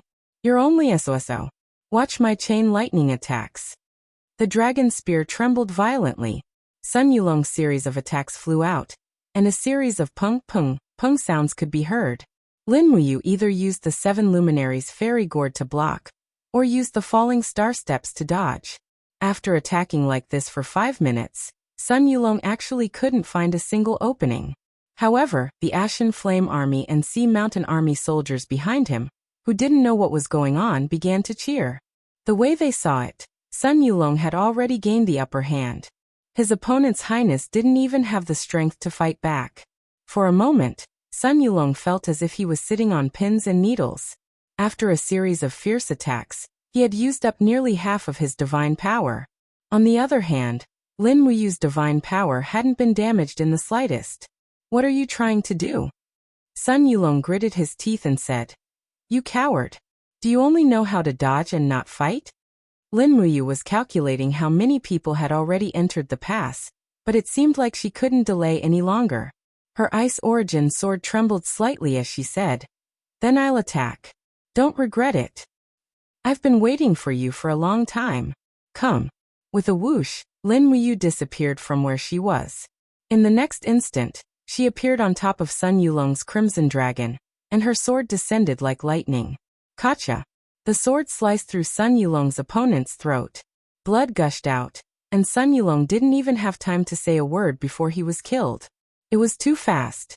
This was the first time he had seen a god shatter the void so quickly, and it was also the last time he would see it. Woo! The Crimson Dragon howled, but Lin Muyu grabbed its reins and steered it back to Wei Chou. A dragon mount was a rare resource. How could it be wasted? In the end, only Sun Yulong's corpse remained on the yellow sand. A mighty dragon knight of the Blackstone Empire had been killed by his opponent's first attack. Motherf ***, preposterous. Fu Yu roared angrily. "This Lin Muyu is too much. I'll go deal with him." The saber in his hand flickered with a fiery light. Fu Yu instantly activated his ability to shatter the void, and with a whoosh, he appeared above Lin Muyu's head. Without any explanation, he slashed out with his saber and roared, "Hand over your life." "Wait a moment, Fu Yu." Bailey Qin hurriedly roared, but it was too late. He gritted his teeth and said, "Idiot, you bastard. It seems like you are no longer qualified to be the commander of the Grey Flame Army." Buzz. Raging flames descended from the sky. It was Fu Yu's attack. Lin Muyu had just handed the Crimson Dragon over to Wei Chou when she sensed the threat behind her head. She immediately turned around and pushed out with her sword. Clang! The two powerful forces collided. Lin Muyu was only slightly stunned, but Fu Yu was sent tumbling in the air, pathetically coming to a stop. He was only a Saint Martial Venerable. How could he be a match for Lin Muyu in a clash of strength? Stepping on the ground, Lin Muyu slowly flew up. Her gaze was indifferent as she said, "Who are you?" Fu Yu laughed coldly and said, "Your grandfather is the commander of the Grey Flame Army, Fu Yu." "Oh." Lin Muyu frowned. "You're the Fu Yu who bathed Linghan City in blood. The Fu Yu who destroyed Long Qianlin's body on the dragon-shaped island." "That's right. I'm your grandfather." Fu Yu's voice was ferocious and violent. But this time, he had found the wrong person. Lin Muyu's lips curled up, and she actually smiled. "Long Qianlin was my mortal enemy, but he was also my best friend. You killed my mortal enemy to avenge me, so I should thank you. But you killed my best friend, so I should kill you to avenge me. So we're even. But you slaughtered the people of Lingnan. There's no way to settle this score. I can only use your life to pay for it." "What did you say, idiot?" Fu Yu roared furiously. The law of fire in his body surged, and he almost used all of his divine power. His long saber was burning red. He roared, "I can kill you with one slash." "Is that so?" Lin Muyu smiled. She suddenly raised her sword high, and with a swoosh, the blade shot out a golden sword ray that was dozens of meters long. It was the 7 luminaries' celestial sword's martial soul. At the same time, scorching energy began to surge, and there seemed to be a purple sun on the blade. It was the Star Art's purple sun strike. Against someone like Fu Yu, one strike was enough. Hong! When Lin Muyu slashed out with her sword, Fu Yu's divine power dissipated before it could even collide. He opened his mouth in confusion. He didn't expect the motley crew of the Qin army to have such a strong commander. But it was too late for regrets. What awaited him was death. "Disappear!" Lin Muyu bellowed. With a wave of his sword, All that was left in the air was a pile of ashes. The commander of the Blue Flame Army was reduced to ashes just like that. The soldiers in the Longdan army camp cheered loudly. Lin Muyu had killed 2 people in a row. She had brought glory to the Qin army. Idiot. Bailey Qin clenched his teeth and said, "Does Fuyu really think he's invincible? He's courting death. He can't blame anyone else." As he spoke, he opened his palm slightly, and his divine power gathered into a crimson long sword. He had decided to take action personally. "Wait a moment, Marshal." At the side, the deputy commander of the Blackstone Dragon Riders, Han Shu, said calmly, "You are the marshal of the 3 armies. There's no need to use a sledgehammer to kill a chicken. I just sense that Lin Muyu has a total of 48 auras. Please leave it to me. I will take care of this Qin emperor." "Lord Han Shu, are you confident?" Bailey Qin asked. Han Shu smiled and said, "I have 100% chance of winning." "Good. Beat the drums and cheer for Lord Han Shu." The war drums sounded, and a crimson-red Han Shu flew into the sky on a huge dragon. He looked down at Lin Muyu and said, "Brat, we meet again." Lin Muyu naturally recognized Han Shu. The last time they fought, she, Tang Xiaoxi, and Feng Jixing didn't gain any advantage over Han Shu. But this time it was different. She had broken through the recovery period and obtained the power of the invisible elephant art. She was no longer the same as before. "Come." He flew into the sky and stood at the same level as Han Shu. He slowly sheathed the Ice Origin sword. Han Shu's fists were his weapons, and Lin Muyu felt that it was better to use his fists to shatter Han Shu's confidence. Pa, streams of divine power flowed, and Han Shu laughed loudly. The sky-shattering fist was thrown out at lightning speed. Lin Muyu's body slowly turned back. Her right fist was filled with the 7 planets' profound energy and the 5 elements' 8 wastelands' destruction. She punched out. Bang! The 7 planets' profound energy and the power of the space law were reduced to dust. The opponent's punch was so powerful that Lin Muyu was sent flying back 100 meters. It took a lot of effort for her to stop. Han Shu, however, stood proudly in his original position. After all, there was a difference of 10 levels of grotto heaven. This difference in strength could not be made up for. Moreover, the 7 planets' profound energy did not belong to any law, and Han Shu used the space law that he was most proficient in. "Is that all you've got?" Han Shu chuckled. Chapter 908. Han Shu was as tyrannical as ever. Each of his punches seemed to be able to shatter space, cut off the opponent's power, and cut off sound and vision. As a result, when Han Shu punched out, Lin Muyu felt her surroundings crack and become chaotic. She couldn't maintain her senses at all. "Take it. Let's see how many punches you can take." Han Shu waved his iron fists in the air, and his fist energy rained down, heavily bombarding Lin Muyu's Dragonblood battle shield and divine wall. He laughed and roared. "My heaven-shattering fist uses spatial divine power as its source, and the power of the planes is constantly stacking. The power of each punch is stronger than the last. I want to see how many punches you can take." Bang, bang, bang. Only the light patterns of spatial cracks and the deafening sounds could be heard in the air. But no matter how Han Shu attacked, Lin Muyu didn't fight back. Instead, she maintained a defensive posture. Not only did she use the Dragonblood battle shield, but she also used the power of the diamond body. Her whole body was as indestructible as a boulder. "It's the 37th punch." Terralyn stood in the air next to Xiyin and said indifferently, "Han Shu's power has accumulated to a very terrifying level. Right now, any of his punches can shatter a mountain. This is no joke. If Lin Muyu continues to defend passively, his internal organs will be shattered sooner or later. He's underestimating the heaven-shattering fist too much." "It's not underestimating. It's the heaven-shattering fist and Han Shu's power." Shiyin's eyelashes trembled slightly. Although his power is strong, it's not above Han Shu's. But if he uses defense to exhaust Han Shu's spirit and power, his chance will come. "Oh, is that so?" Lake was also surprised. Clearly, Han Shu and Lin Muyu were both stronger than him. Even though Lake was a battle angel, he had to view this duel with respect. The soldiers of the Longdan army camp frowned as they watched the battle in the sky. They could only see the shadows of humans and dragons colliding with each other. The punches and the trails of the dragon flames were shocking. However, none of the soldiers of the Longdan army camp retreated, because they knew that the person who was fighting with the powerful enemy in the sky was Lin Muyu, the Prince of Qin of the Empire and the real commander of the Longdan army camp. Even he was fighting with his life on the line. How could they cower in fear? Your Highness. Wei Chou swallowed a mouthful of saliva. He began to worry about Lin Muyu's safety. Situ-sun quietly sat on the dragon's back, ready to attack at any time. At the back of the Longdan army camp, the gates of Zhanlong Pass opened. Zhen Yifan and Su Er's troops entered the city to take refuge, while a large number of infantry and cavalry left the city at the other exits. Su Jiantao was quietly preparing a counterattack. Su Jiantao originally had 30,000 troops under his command. Adding the garrison of Lingnan province, he controlled close to 100,000 troops.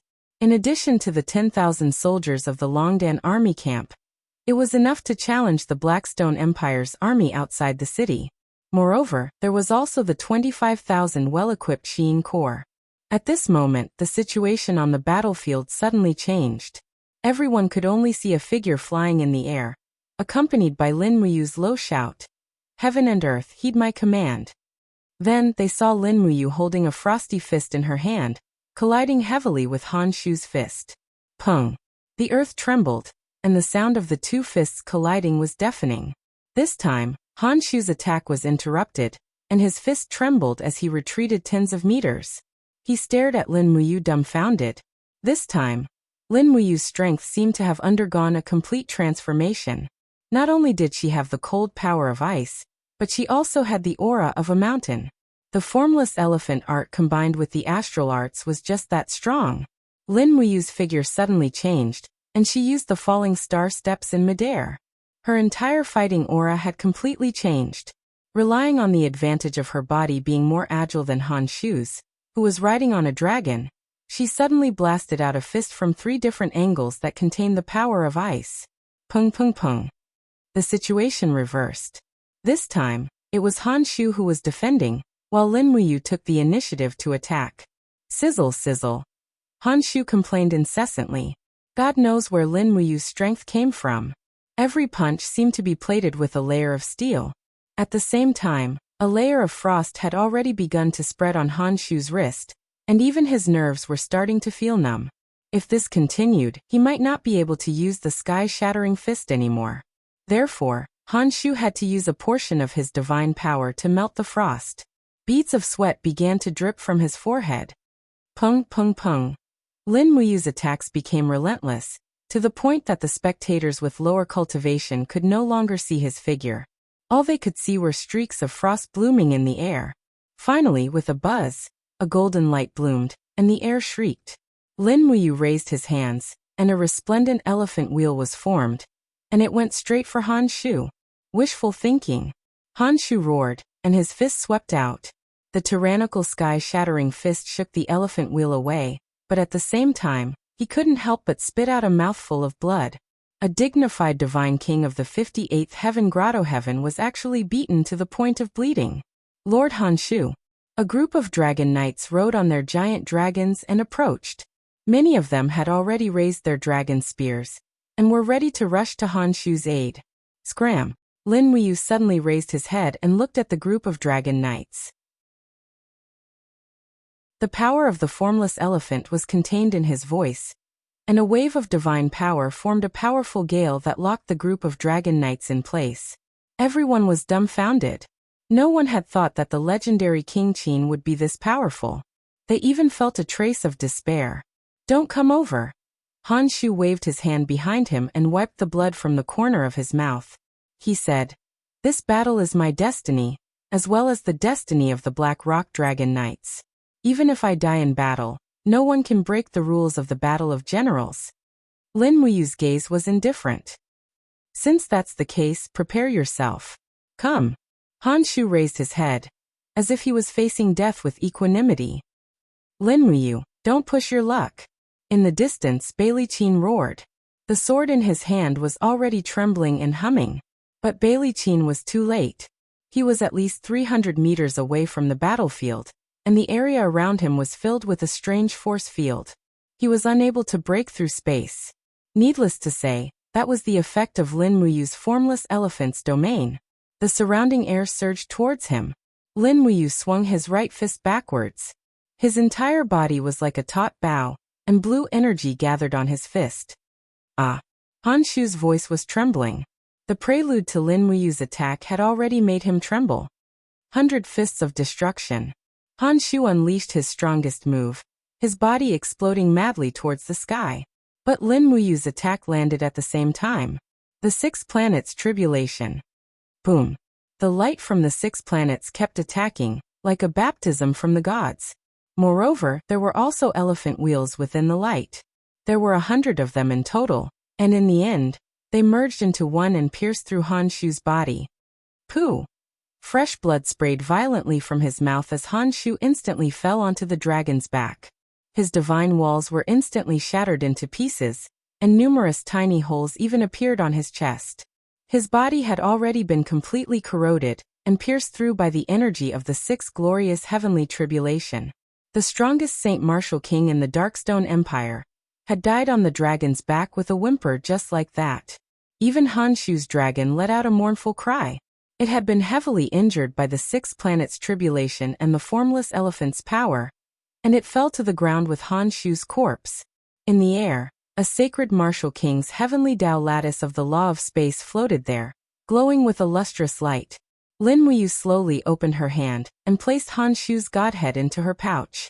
On the ground, the tiger leopard cavalry and dragon riders were all dumbfounded. They could only watch as the vice-captain of the Blackstone Dragon Riders was killed on the battlefield. However, they should feel fortunate. Out of respect for Han Shu, Lin Muyu had left Han Shu's corpse intact.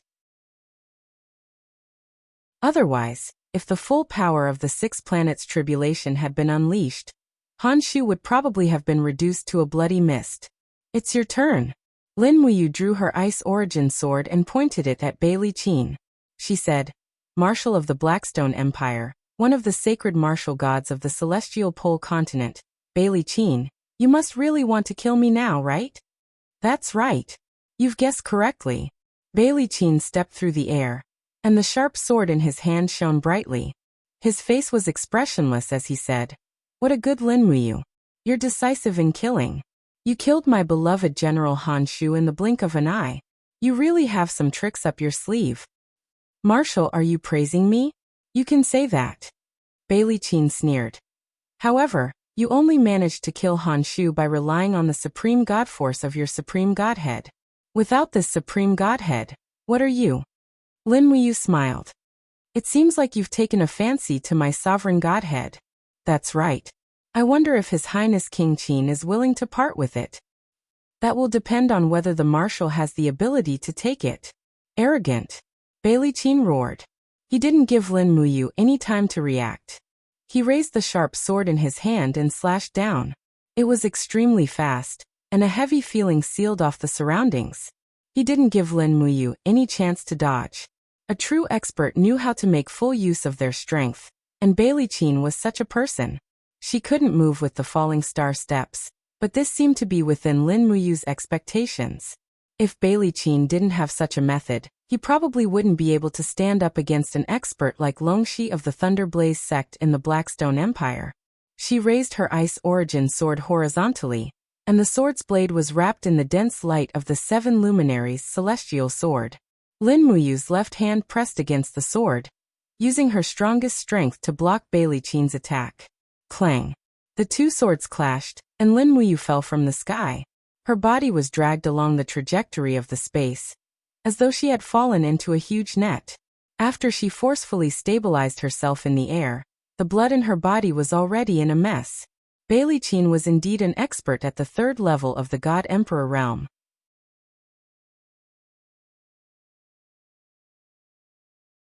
Chapter 909. Break for me.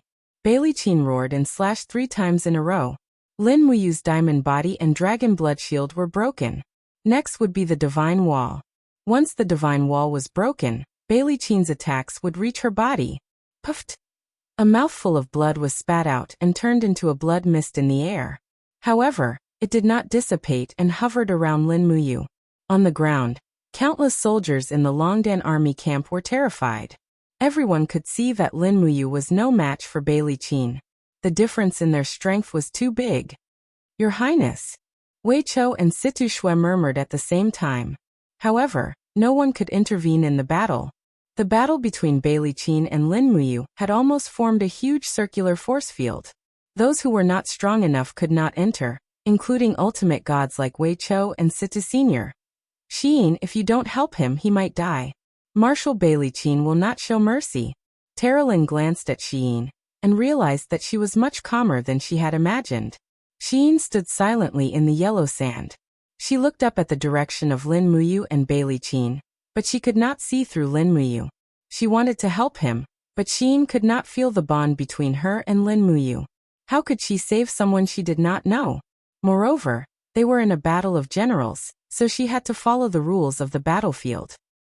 For the sake of the Qin Empire.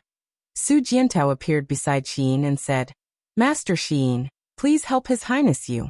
If he dies, the backbone of the Qin Empire will fall. Xiyin moved her red lips and took a step forward. However, she seemed to be hindered by something and her shoulders trembled. I can't do it. I can't do it, Su Jiantao. Why exactly? Xiyin's voice trembled. I can't submit to the fate that others have arranged for me. Sister Haiyan told me this before. I don't even know if I'm Qinin. Su Jiantao remained silent. In the sky, the collision between the two forces became more and more intense. The fifth element and the shapeless elephant technique fused together, and heavily shook Bai Qin's blade. However, Bai Qin did not gain the upper hand at all. In fact, Lin Muyu's own spirit wall had already been destroyed, and was starting to disintegrate. Russell. Bai Qin's divine power was strong. When he waved his sword, the fine sand turned into sharp blades and continuously cut open wounds on Lin Muyu's body. In the blink of an eye, her white battle robe was dyed red with blood. Why? Have you reached your limit? Bai Qin laughed crazily. His sword once again struck Lin Muyu's ice essence sword. Dang! The ice essence sword that Si Kongyao gifted to her instantly shattered. The master's strength was not enough, and the result was the destruction of this sacred weapon. Lin Muyu looked at the shattered ice essence sword in the sky and felt a chill in her heart. She had underestimated Bai Qin's strength. In terms of battle strength, Bai Qin, who was an 87th level Grotto Heaven God Emperor, was probably above the Demon Emperor Nushi. If this is your limit, then you don't deserve to own the great land of the Shattered Cauldron world. Bai Qin laughed loudly. You Qin people talk about burying your loyal bones in the mountains. Lin Muyu, don't worry. After you die, I will piece your corpse piece by piece and bury it under the mountains of the dragon-slaying pass. I will let you live forever. However, I, Bai Qin, will have to help you rule this land. Ha ha ha ha. Is that so? Lin Muyu suddenly smiled. The smile on his face was exceptionally coquettish. He suddenly rotated his palm, and the blood mist that he had condensed around his body was pulled up and danced into a ball. Thunder and lightning flashed around the blood mist. Even the entire sky turned dark and blood red. Finally, he decided to use the unique skill that he had just cultivated. The 8th style of the star technique, blood refining the firmament. Using the blood of a god to purify the firmament and cleanse all sins. The golden red blood ball in his hand was getting bigger and bigger. Lin Muyu's strength was also increasing. The increase in strength even made Bai Qin feel a little threatened. Oh. Bai Qin squinted his eyes and smiled. This is getting more and more interesting. There is actually such a powerful martial technique in the mortal world. I really didn't expect it. However, do you think you can defeat me with this? Lin Muyu didn't say anything. He swept his palm and the power of the blood refining the firmament whizzed over. Bang! Lightning exploded in the sky. Bai Qin used his rock shield to protect himself. His rock shield, which was said to be as hard as a rock, was continuously disintegrated and cracked under the attacks of the blood refining the firmament. Bai Qin was slightly startled. He hurriedly condensed even more divine power to repair his rock shield, but it seemed that it was already too late. Swoosh! The blood ball swallowed Bailey Qin and his sword. Furthermore, the blood ball grew bigger and bigger until it was as big as the moon. The surrounding soldiers of the two armies were forced to retreat by the tyrannical impact. Their faces were all pale. There were continuous explosions in the blood refining the firmament. Lin Muyu and Bailey Qin were still fighting. However, the people outside couldn't see clearly what was happening. Situ Shui bit her red lips and said with a heartache, "Your Highness is using your own blood to keep Bailey Qin in check." "Your Highness." Wei Chou clenched his fists and didn't say a word. As for Terralin, Lake, Zhou Ximin, and the others, they were all dumbfounded. Ever since they were young, they had been taught that the celestial realm was supreme. Those below the celestial realm were all ants. However, the scene they were seeing right now was completely different. Lin Muyu and Bailey Qin's strength. Even in the celestial realm, wouldn't they be ranked among the top? Marshal. In the Blackstone Empire's army, a group of captaincy stared with their mouths agape. Bailey Qin was their last hope. If Bailey Qin was defeated, then the 200,000-strong army of the Blackstone Empire would be like a group of dragons without a leader. At that time, the consequences would be unimaginable. Pung. Finally, a corner of the blood ball formed by the blood refining the firmament exploded. Resplendent golden light shone from within. Following that, the entire blood ball began to collapse. The result was clear. Bailey Qin stood proudly in the sky like a god. He raised his sword and pierced through Lin Muyu's abdomen. Lin Muyu had been defeated. Everyone turned pale with fright. The soldiers in the Longdan army camp were even more terrified. Many of them were already crying. Your Highness, don't." However, Lin Muyu wasn't completely unconscious. A bright moonlight flashed in her palm and landed heavily on Bailey Qin's shoulder. It was the falling moonstream. Yuwa. Bailey Qin spat out another mouthful of blood. He swung his sword and slammed Lin Muyu's body onto the ground. Pung. Lin Muyu's body was covered in blood as she fell onto the yellow sand. At the same time, blood splattered everywhere. Terralin, Xiyin, and the others were all stained with some of it. Your Highness! Wei Chou, Situ-san, and the others hurriedly rushed over. However, at this moment, a whimpering sound suddenly rang out from behind. It was Xiyin. Her flawless face seemed to be on fire as streaks of blood-red flames flickered in and out of nowhere. Lin Muyu's blood had splattered onto her face. Ah! Xiyin was in so much pain that she whimpered. Her skin was burning inch by inch. The pain was unimaginable. However, she didn't know why this was happening. Why would Lin Muyu's blood resonate with the blood in her body? At that moment, Lin Muyu slowly raised her head and saw an unforgettable scene. The young girl was dressed in strange clothes. Her eyes were closed and she was moaning in pain. Her appearance and posture were exactly the same as the person she missed. "Xiaoyin, is that you?" Lin Muyu murmured. Xiyin gritted her teeth and energy surged from the depths of her body. She whimpered and an unknown power quickly broke through the limits of her blood and broke out of her body. They were golden chains, the god-binding chains. At that moment, countless images appeared in Xiyin's mind. The scenes of the past, the laughter, the crying, all appeared in her mind. She remembered everything. Die. In the air, Bailey Qin's voice sounded. He held his sword with both hands and descended. Pooh. The long sword pierced through Lin Muyu's back and pinned him to the ground. Blood flowed down the blade of the sword. Lin Muyu endured the heart-wrenching pain, but she still raised her head and looked in Qin Yin's direction. Tears flowed down her cheeks. "Xiaoyin, don't Xiaoyin." Xiyin's body trembled and she suddenly opened her eyes. Instantly, the flaming eyes shone brightly and swept across the battlefield. She looked at the familiar scene in front of her and suddenly shouted from the bottom of her heart. Let him go, let him go." "What did you say?" Bailey Qin looked at her arrogantly. Wang. Xiyin's figure had already turned into a bolt of lightning. The stellar sword pierced through the air and slashed towards Bailey Qin's shoulder with unparalleled power. Pung. Xiyan's 7 slashes, the third strike, destruction. Even someone as strong as Bailey Qin was slashed and rolled on the ground, blood spurting from his mouth. Xiyin brushed past Lin Muyu, who was kneeling on the ground. The two of them stood back to back. Suddenly, A ray of light shone brightly. Lin Muyu cried out in pain. The God-binding chains in her body seemed to have been triggered and broke out of her body. The God-binding chains in Xian's body also responded to each other. The multiple God-binding chains in her body pulled and fused with each other, lifting their bodies up and binding them back to back. The resonance of their bloodlines triggered the resonance of heaven and earth. The light in the sky flickered. Is it really you? Lin Muyu's voice was weak. I don't know, maybe it's me, Xian replied, but her tears could not stop flowing. Tell me, quickly tell me, everything. Everything. Lin Muyu coughed violently and said, I have been waiting here for you, waiting for you to come back. Whether you remember me or not, I will continue to wait. I know the pain of the 6 paths of reincarnation.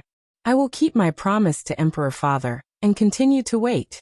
Whether you love me or not, you will always be my Xiaoyin. You are worthy of me protecting you with my life. Xian's mind instantly became clear. She had completely remembered everything. Silly girl, if you protect others like this, who will protect you? Her tears fell like rain. She cried and said, I am Qinin. I am Qinin. I remember everything. Lin Muyu, from today onwards, I Qinin will protect you.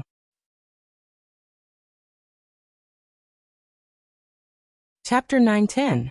The light of the God-binding chains gradually dimmed and retracted back into their bodies. With a rustling sound, Lin Muyu's feet touched the ground, but a wave of dizziness came over her. Her injuries were too severe, and she fell down. Qinin hurriedly turned around and hugged him, but she didn't dare to look at Lin Muyu's eyes. Xiaoyin. Lin Muyu forced her eyes wide open and said, Let me look at you. No, you don't want to see me. It's okay. No matter what you become, you will always be my Xiaoyin. Lin Muyu coughed violently, and her whole body trembled. Qinin slowly turned her face, and a pair of blazing eyes with golden flames floating in them looked at her lover blankly. But what she didn't expect was that Lin Muyu could actually look her in the eyes. In fact, Lin Muyu was also indescribably amazed. The blazing eyes was a kind of domain power, and the feeling of burning one's soul was not pleasant to anyone. But the invisible elephant art that Lin Muyu cultivated was also a domain power, and it was a divine art that came from God Emperor Fuxi of the sky beyond heaven. As long as Lin Muyu used a bit of the invisible elephant art, she would naturally be able to look Qinin in the eyes. Actually, this kind of eyes is also very beautiful. Lin Muyu smiled. 2 lines of crystal clear tears fell from the blazing eyes. Qinin hugged Lin Muyu tightly and said, Thank you. Thank you. At this time, Terralyn walked forward and put one hand on Lin Muyu's arm and said to Qinin, I don't know if it's better to call you Qinin or Xiyin, but I'll call you Xiyin for now. I'm used to it. Terralyn? Go. Terralyn nodded and said, I'll take care of him. You go kill Bailey Qin. Bailey Qin is already injured, so you can't let him escape. Otherwise, he'll definitely take revenge. You and I both understand the principle of exterminating evil. If we don't kill Bailey Qin today, I'm afraid we won't have another chance like this in the future. Qinin let go of Lin Muyu's hand. Light circulated in her palm and gathered into the shape of a stellar sword. She said softly, Big brother, you, wait for me here for a while. Lin Muyu lowered her head and did not speak. After being severely injured by Bailey Qin, she did not even have the strength to speak. Kill. Su Jiantao and Wei Chou raised their swords at almost the same time. The army madly charged towards the Blackstone Empire's army. In the midst of the chaos, a golden light blossomed. It was the eyes of the blazing light colliding with Bailey Qin's domain. Immediately after, tens of sky dragon crystals fell, and Shi Yan's 7 slashes swept across the battlefield. Lin Muyu and Terralyn stayed where they were, watching the battle from afar. Before the 50th round, a heart-wrenching wail came from the sky. It was Bailey Qin's voice. Pieces of broken rock walls fell from the sky like rain. This meant that Bailey Qin's godly power was already disintegrating. After another 50 rounds, the clouds in the sky exploded with a shocking light. A figure fell from the sky. It was Bailey Qin's body, but it was headless. Pa. In the energy screen that shattered the void, Qinin appeared beside Lin Muyu, holding Bailey Qin's head in her hand. Give it to me, Terralyn demanded. Qinyin nodded her head. A few seconds later, Terralyn carried Bailey Qin's head and flew into the sky. She raised the head high and said with a voice as loud and clear as the descent of a deity. Bailey Qin was cruel and vicious. He has been killed. Soldiers of the Blackstone Empire, give up resisting. You have already lost. Originally, the more than 200,000 soldiers of the Blackstone Empire had the upper hand. The Tiger Leopard cavalry had charged forward and killed many soldiers of the Qin army. However, after Terralyn's shout, they immediately lost their will to fight. Bailey Qin was not only the Blackstone Empire's marshal, but also one of the two sacred martial gods. He was the military god of the Blackstone Empire and the symbol of military strength. Now that Bailey Qin was dead, the mountain of the Blackstone Empire's army had collapsed. In the next moment, the army collapsed. Sounds of killing could be heard from afar.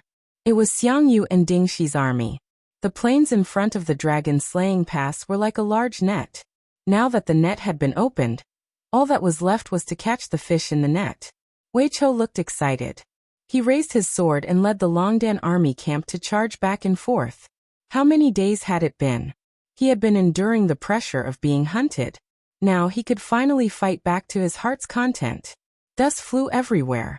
The area within a radius of 10 kilometers had been turned into a battlefield. It was difficult to distinguish between friend and foe. However, as long as they saw someone wearing the black armor of the Blackstone Empire, they would start fighting. In the beginning, the Ashen Flame Army and the Sea Mountain Army were still able to resist a little.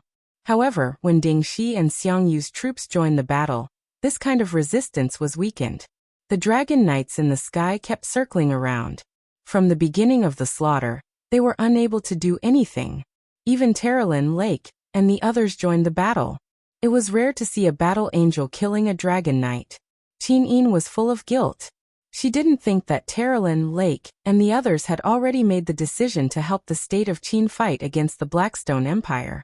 If the various gods of the Western Divine Realm were to find out, her family would probably be implicated as well. You come with me. Qinyin put Lin Muyu's arm on her shoulder and flew up to the dragon-slaying pass. She sat down at a gap in the battlement that had been destroyed by the stone torch carts. She nestled in Lin Muyu's arms and gently opened her palm. The warm power of the law of light permeated the wound like a warm sun. Immediately, Lin Muyu's wound began to stop bleeding and quickly healed. She knew that Lin Muyu wanted to see this battle with her own eyes. This battle was related to the future of the entire Lingnan and the survival of half of the country. However, what Qinyin didn't expect was that Lin Muyu didn't look at the battle below the city wall. Instead, she looked straight at her.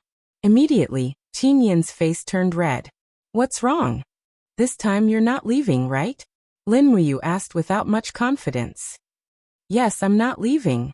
What is the Western Divine Realm like? Is that the last reincarnation of the Heavenly Tao? Yes.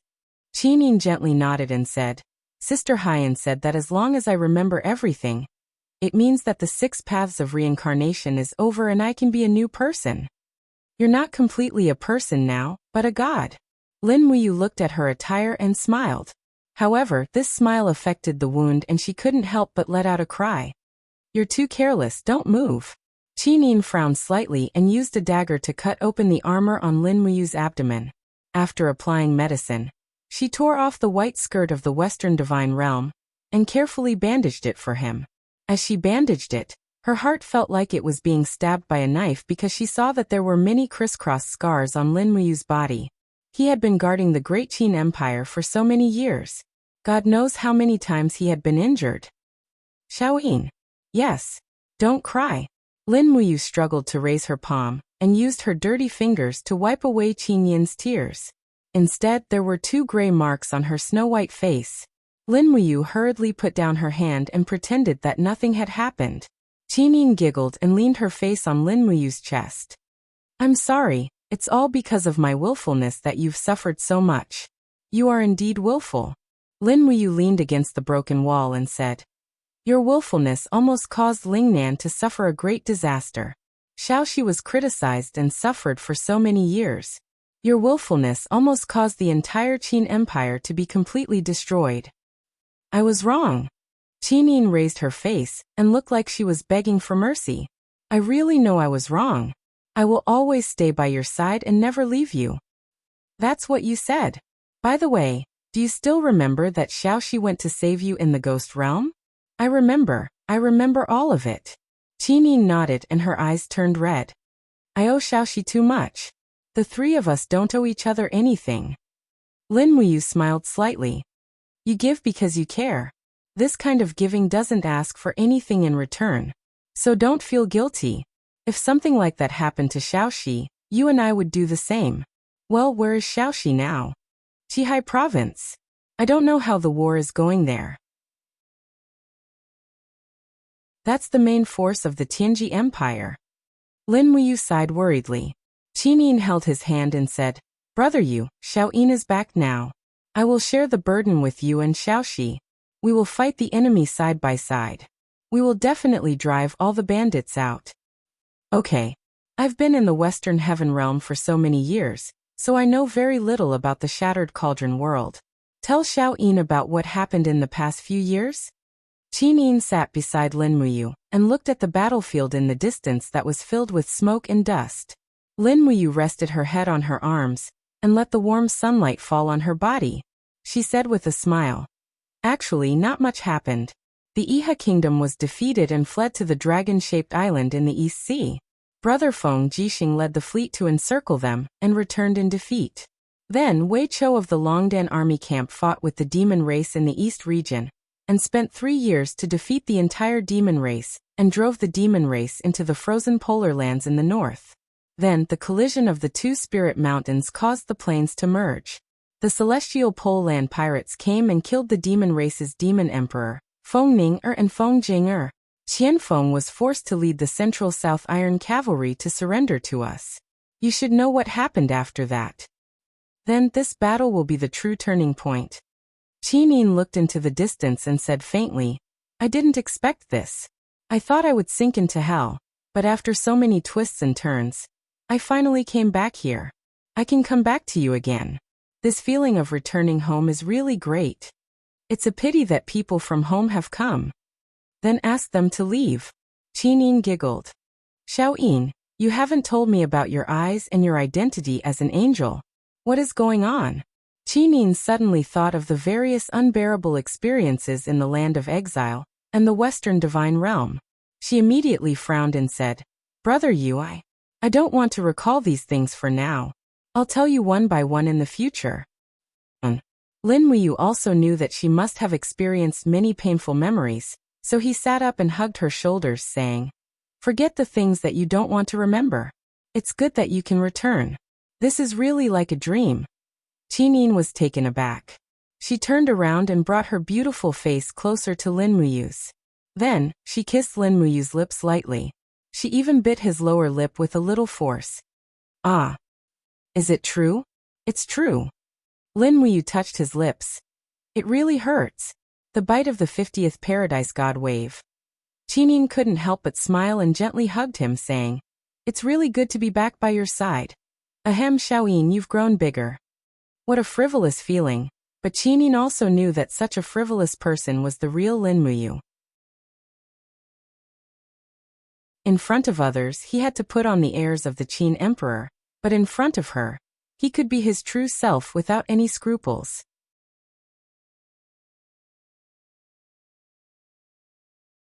Chapter 9:11. Late at night, the flames of war continued to spread in the distance. From Zhanlong Pass all the way to Linghan City, there were scenes of killing and killing everywhere. There were over 10,000 people in the Longdan army camp, plus the 100,000 people under Su Jiantao, Xiang Yu's troops and Xiyin's troops. In total, there were close to 200,000 soldiers fighting a bloody battle with the 230,000 soldiers of the Blackstone Empire. Even if the enemy had lost their will to fight, it wasn't an easy task to kill them all. Perhaps this process would last for a week, or even a month. All the generals seemed to have a tacit understanding to not leave any captives. After the invasion of the Blackstone Empire, they would massacre most of the cities they passed through. In Linghan City alone, they had massacred close to 100,000 civilians. The originally prosperous Ling Han city had countless villages and towns within 100 kilometers, but now, it had become a desolate and uninhabited land. There were even many places where the corpses hadn't completely rotted yet. The relationship between the Qin Empire and the Blackstone Empire was that of mortal enemies with no room for negotiation. Therefore, they wouldn't leave any captives. The Blackstone Empire was completely annihilated, and the order given by Lin Muyu was the same: leave no one alive. The remaining 20 or so dragon riders of the Blackstone Empire had already lost their will to fight. They flew away from the mainland and returned to the celestial pole continent. Meanwhile, the tiger leopard cavalry on the ground were gradually retreating under the sharpness of the magic crystal crossbows and white drill arrows. The outcome was already decided. At night, the Zhanlong Pass residence was brightly lit. Servants and workers came in an endless stream. Wei Chou left by Yin and a group of guards to protect Lin Muyu. Meanwhile, Xin was protected by Terralin, Lake, and the others. The officials of the residence prepared an extremely sumptuous banquet. Firstly, it was to welcome Lin Muyu, and secondly, it was to celebrate the return of the Empress Qin Yin to the world. After 5 years of implementation of the three kings ruling the world, it was finally time to change the national policy. The candles were brightly lit. Under the illumination of the lanterns, Shangguan Jingyue happily sat beside Qin Yin, reminiscing about the feelings of parting. Lin Muyu suddenly raised her head and said, "We have guests." His spiritual pulse art was very sensitive to auras. It was not until 3 minutes later that Qin Yin also sensed it. She couldn't help but stand up and smile. "Yes, Xiaoxi, we're going to welcome her." And 2 silhouettes flew out of the mansion and headed north in the night sky. From afar, it seemed that Tang Xiaoxi had also sensed the aura here. Lin Muyu took out a dragon crystal and used it as a light source. She could see Tang Xiaoxi from a few miles away. Tang Xiaoxi was stunned. She saw a girl in a battle angel costume beside Lin Muyu. She looked very familiar. Although her eyes were closed, she could still vaguely recognize her. "Xiaoyin, is that you?" Tang Xiaoxi asked in a trembling voice. Qin Yin didn't say anything. She just lightly opened her arms. "Ah, Xiaoyin." Tang Xiaoxi had mixed feelings. She quickly flew into Qin Yin's embrace.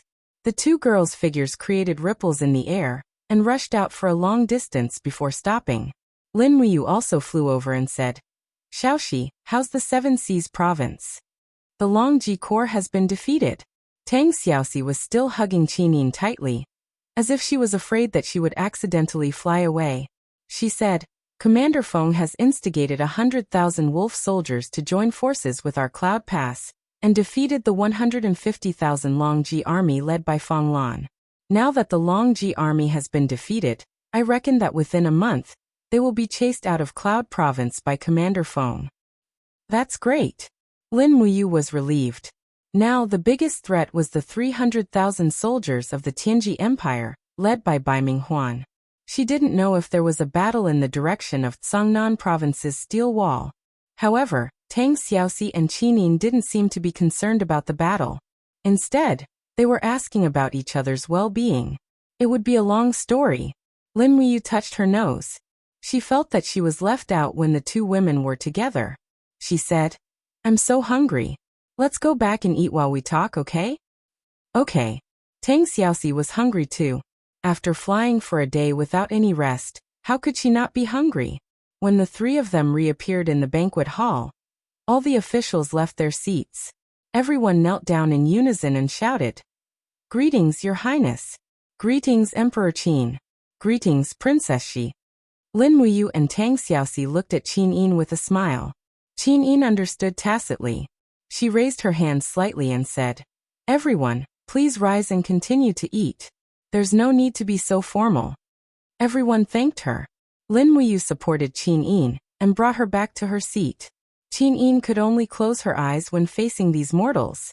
Otherwise, when she opened her flaming eyes, these people wouldn't be able to bear it at all. As an empress, it was natural for her to take care of the officials' feelings. Halfway through the banquet, there were hurried footsteps outside. Su Jiantao walked in wearing a blood-stained armor. He knelt down on one knee and said, "Greetings, Your Highness. You may rise." Lin Muyu greeted Qin Yin. "Marquis Songnan, how's the battle going?" "Reporting to Your Highness. I led an army of 100,000 to pursue the enemy for nearly 50 kilometers. There were 3 consecutive large-scale bloody battles, and we beheaded more than 70,000 people. As for Xiang Yu's and Ding Shi's troops, I don't know about them for the time being." 70,000 people beheaded. Lin Muyu smiled happily and said, "What about our losses?" Su Jiantao said, "More than 39,000 people died in battle. More than 10,000 were seriously injured, and more than 20,000 were lightly injured. I have returned, and the Deputy General will lead the army to continue the pursuit. May I request the Dragon Slaying Pass to immediately send rations to the front line?" "Got it. Go to the Military Supplies Department to handle it." Lin Muyu frowned.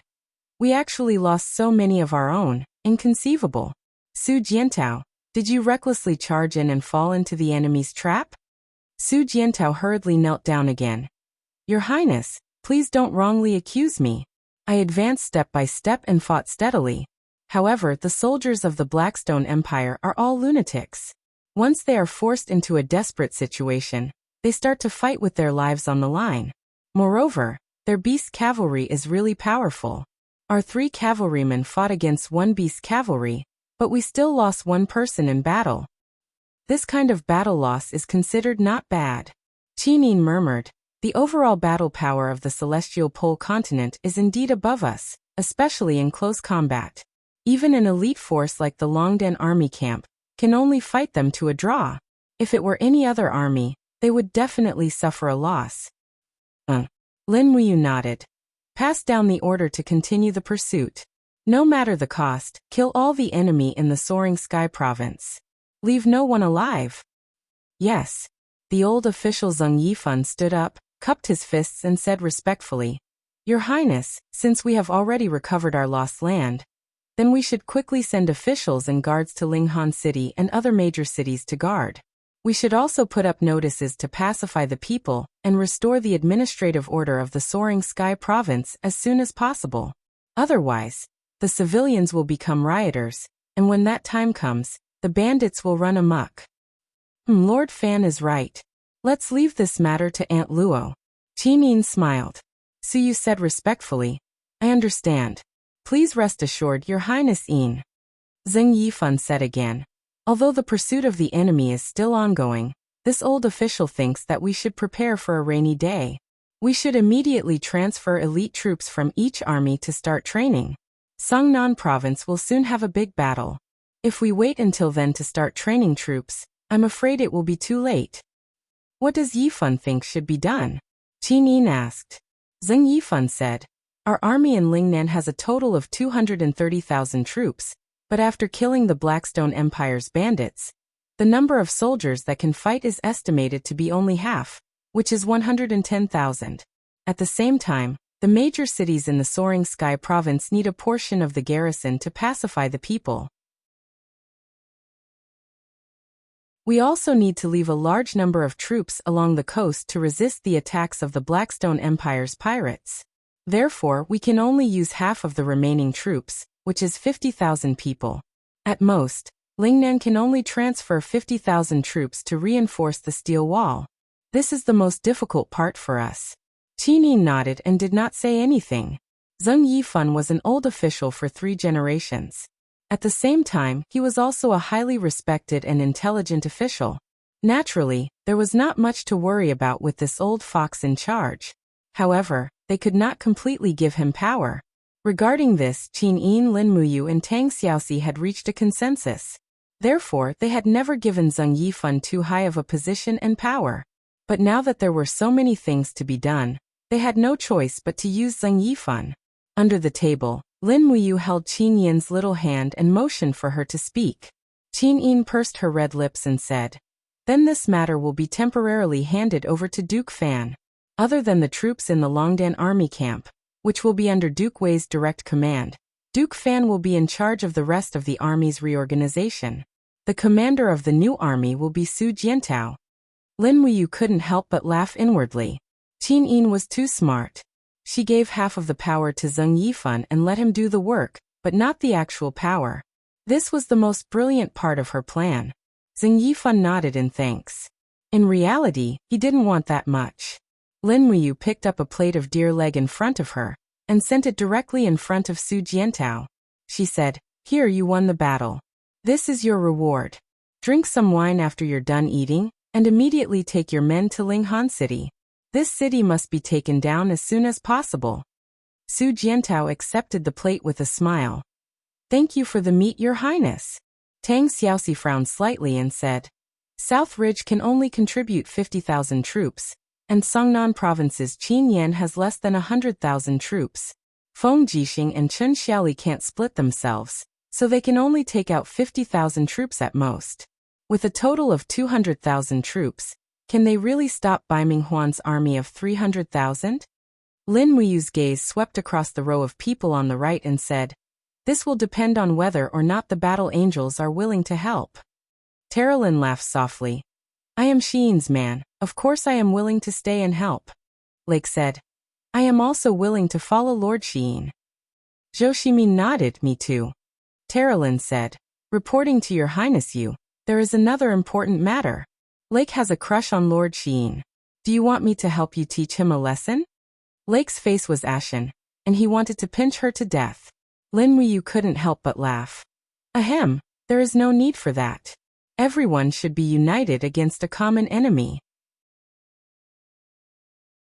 But at this moment, a battle angel stood up, performed the Western Heaven Realm's etiquette, and said, "Lord Sheen, now that you have restored your identity as the Shattered Cauldron Realm's Empress, and I am a battle angel of the Western Divine Realm, we cannot continue to follow Lord Sheen. If I continue to follow you, it will mean that I have betrayed my faith and country." Qin nodded and said softly, "Zhak Ku, I know your difficulties, so I will not force you. After this meal, you can go anywhere you want. I will give you my blessings. If there really comes a day when you have nowhere to go, then come find me. The gates of the Qin Empire will always be open to you." "Thank you, Lord Sheen." Zhak Ku took a few steps back and knelt on one knee. The other two battle angels also stood up and expressed their withdrawal. They could not continue to help the Qin army attack the army of the celestial pole continent, or else they would be punished by the gods. Just like this, the battle angels under Qin Yin's command changed from 6 to 3. 3 lunatics who were willing to go crazy and risk their lives with her.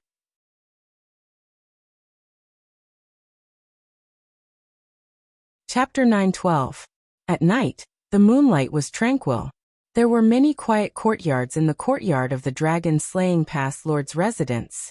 Qin Yin and Tang Xiaoxi had arranged their rooms together. The two had been separated for too long, and the misunderstanding was too deep, so much so that they had too much to talk about. There was no sound in the quiet night. Only the faint chirping of insects could be heard from the distant fertile fields. The chirping was very melodious. The moonlight shone on the carved wooden railings of the corridor. Qin Yin held a cup of fragrant tea in her hand. Unable to fall asleep, she stood quietly under the moonlight. She raised her face and felt the clouds in the sky. "The bed is ready." Tang Xiaoxi walked out of the room and said in surprise, "Xiao Yin, you still want to drink tea at night? Be careful, you won't be able to sleep." Qin Yin smiled slightly. "I won't. Besides, I'm used to it. It's the same whether I sleep or not. For so many years, I haven't truly slept a night in peace." Tang Xiaoxi walked forward and held her hand. Pouting, she said, "Reincarnation must be very painful, right? What kind of feeling is that? The body and soul are separated and burned. It can't be said to be painful. Perhaps it can only be regarded as a kind of understanding?" Qin Yin looked at Tang Xiaoxi and saw her face full of guilt. She must still feel guilty for killing her in the blood-red abyss. Qin Yin held Tang Xiaoxi's shoulder and said with a smile, "Silly Xiaoxi, don't think about it anymore. It's all in the past. This is what I deserve. If I don't do this, how can I atone in front of you? After all, Masterland's death was caused by me." "Grandpa." Tang Xiaoxi nodded speechlessly. After a long while she said, "Grandpa is too selfish. He even ordered the descendants of the Tang family to attack Lanyan City and build up an army for himself. Everyone's standpoint is different. I've experienced a lot over the years, and I'm much more sensible than I was back then. I deeply understand that every time I instigate a rebellion, it not only brings about a change in the imperial power, but also a decade of disaster for the common people. Grandpa's death in Bailing City is a nightmare for me, but it's good news for the world. As she spoke, Tang Xiaoxi's red lips twitched, and she sat on the railing as she muttered, I'm an unfilial descendant of the Tang family for saying such words, but that's what I think in the bottom of my heart. Little Yin, you're the successor of the Qin family, and you have your own standpoint. I hate you for killing my grandfather, but I also understand why you did it. If you selfishly allowed the world to descend into chaos for my sake, then you wouldn't only be letting me down, but the entire world. But Xiaoyin, do you still blame me for what I did to you? I've heard about what happened to Yaoji. Qin Yin said quietly, it's all in the past. We are good sisters, and we will never be separated in this life. We entrust our lives to each other, right? Tang Xiaoxi nodded heavily. Yes. I have nothing to worry about. For me, there are only two relatives in the world. One is you, and the other is Mu. Everything I do is for you. I'm good, Xiaoxi. Qinin opened her arms and hugged her. Her eyes reddened as she said, it's just that Brother Ayu is stuck between the two of us. It doesn't matter. Tang Xiaoxi smiled faintly. Actually, I've already thought it through. The love and marriage of mortals in the secular world are already very far away for us. We are gods, destined to leave the secular world and ascend to the heavens. You love Mu, and I love her. Mu loves you, and maybe she also loves me. As long as we are together, it's fine. We have eternal life. What we should think about is not selfishness and possessiveness, but companionship and sharing, right? Qinin nodded.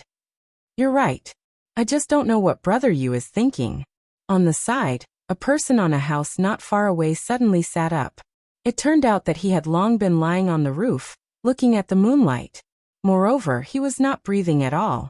In the entire Zhanlong Pass, perhaps only Lin Muyu could lower her spiritual sense to this extent. He smiled from afar. I'm different from what you think. Oh, how different? Qinin asked with a smile. Lin Muyu gave 2 thumbs up. I want to marry too. After we succeed in the Shattered Cauldron realm and retire, I want to bring you 2 back to my hometown to see my father. I want him to see his 2 daughters-in-law. Then, I'll hold a grand wedding in Shanghai. Tang Xiaoxi giggled. Didn't you say that your hometown is monogamous? If you marry too, aren't you afraid that your hometown's imperial court will punish you with the law? If they really want to punish me with the crime of bigamy, then I'll just ascend. If they have the ability, they can go to the heavens to punish me. Qin Yin's pretty face turned red. She mimicked him and snorted. He's actually so self-righteous. It's really unbearable. Xiaoxi, let's go beat him up, okay? Okay. 2 beautiful figures flashed and appeared beside Lin Muyu. One on each side, they held him down, looking like they wanted to beat him up. Lin Muyu complained incessantly. Back then, Qin Yin and Tang Xiaoxi didn't have high cultivation, so it was easy to deal with them. But now both of them were God King realm experts. Moreover, they still had a lot of hidden strength. Their strength was extraordinary. If it wasn't for the fact that his cultivation wasn't bad, both of his arms would have been twisted off. Taking advantage of the situation, Lin Muyu hugged the slender waists of the 2 beauties. Alright, if you keep messing around, I'm going to scream murder. The 2 girls' faces instantly turned red. This kind of joke was already extremely dirty to them. At this moment, Terolin's voice came from the room below. Hey, can you 3 lower your voices? A single dog like me has already suffered 10 trillion damage. Lord Xiyin, you have to be more dignified. You're our leader. Qin Yin's face turned even redder. Oh. Woo. Alright, stop messing around. Let's get down to business. Lin Muyu was still hugging the 2 beauties on both sides. This was probably the reward for all those years of hardship and pain. While feeling the fragrance and vitality of the 2 beauties, he said, Xiaoyin, I heard that you're already the Dark Moon Queen of the Banished Land. The entire banished land is under your control? Yes. Qin nodded. But those memories of fighting and killing each other. I'd rather not exist. No, they can still exist. I've seen the weapons of the Xin Legion soldiers from the banished land. They seem to be very advanced. How many of them are still in Dragon-Slaying Pass? Ah. Qin was at a loss. You want to study these weapons? Yes. Lin Muyu reluctantly let go of the two beauties' waists.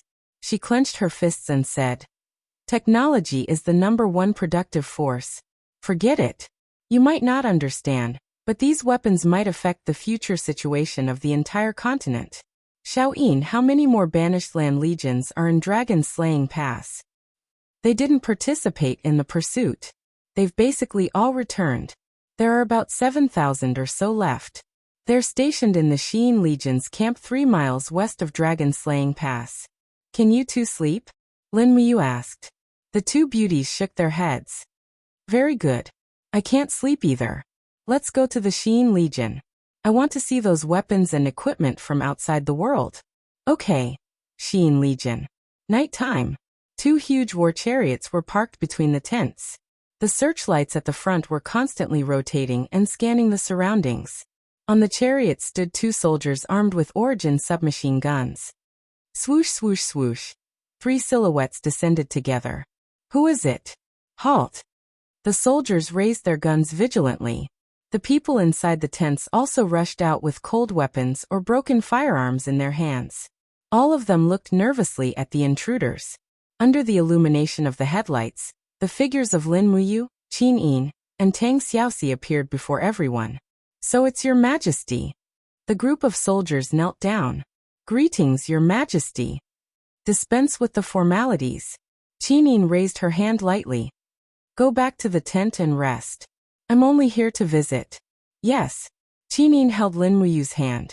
She smiled and said, All right, you can now examine these weapons and equipment. You can study any one of them in detail. Amen. Lin Muyu walked forward and said to one of the leaders, Can I see your weapon? How could the leader refuse? He hurriedly handed it over and said, Your Majesty, be careful. This is a heavy Origin rifle with powerful firepower. When used by a monarch rank expert, 1 shot is enough to kill a saint. Oh. Lin Muyu took the heavy rifle and studied it carefully. This kind of gun was similar to the guns on Earth, but the magazine was completely different. She couldn't feel a bullet enter the chamber at all after loading it. She asked, What's going on? What's the principle behind it? The leader laughed. Your Majesty, this Origin energy gun is different from ordinary guns. It doesn't rely on gunpowder to propel it, but rather, it needs to be charged with Origin power. You only need to pour a small amount of your power into the butt of the gun to charge it, but with your Majesty's power, just a small amount is enough. Otherwise, this gun will be useless. This leader had personally witnessed the battle between Lin Muyu and Bailey Qin, as well as the spectacular scene of Lin Muyu killing Fu Yu and Han Shu. The land of exile had always respected the strong, so he was naturally both respectful and fearful of Lin Muyu. Lin Muyu exerted force with one hand and slowly poured her supreme divine power into the Origin rifle. As expected, the charging mechanism in the magazine began to flicker and brighten up before Lin Muyu's power had even reached 5%. Your Majesty, that's enough. The leader was astonished. The Origin battery is about to explode. You can't go on. Oh, Lin Muyu returned the rifle to him and asked with a smile, Do you know how to make this kind of rifle? I don't. The leader shook his head and said, This lowly one is just a mercenary from a remote star system. I only know how to use them, but I don't know how to maintain them. Oh, Lin Muyu was somewhat disappointed. She asked again, Are there any mechanics in the army of exile? Mechanics? The leader was stunned. I think there's an old mechanic, but his strength is extremely low. He's practically a piece of trash. We've arranged for him to cook in the kitchen camp. His name is... This lowly one has forgotten. Lin Muyu looked as if she had obtained a treasure. She laughed in ecstasy and said, Don't say anything else. Bring me to this mechanic immediately. Yes. He knew that the changes this mechanic could bring to the Shattered Cauldron realm might be equivalent to Qin Xiling's value. This mechanic and Qin Xiling, two mortals, could produce enough power to change the future of an entire plane.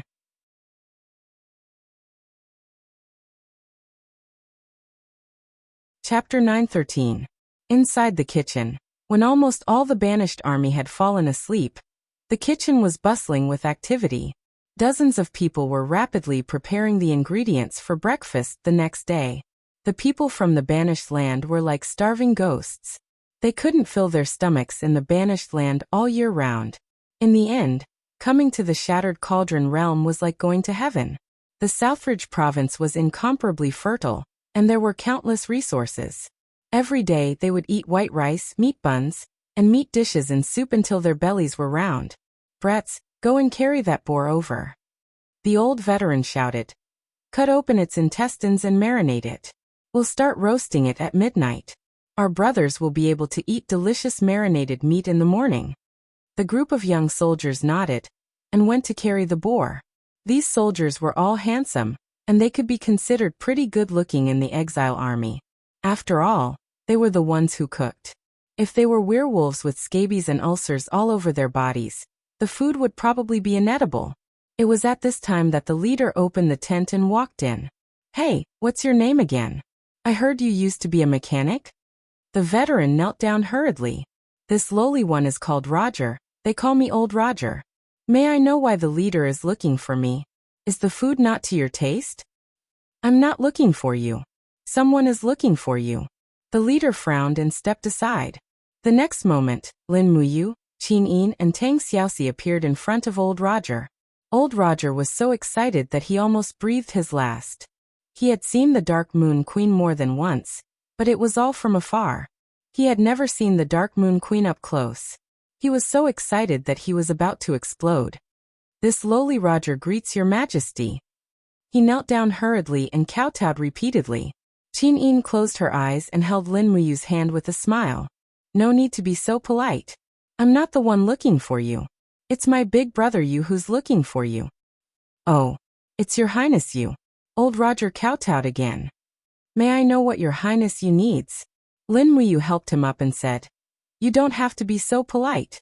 Logically speaking, I should call you an old driver." "Oh, that's not right. I should call you old master." Old Roger was flattered.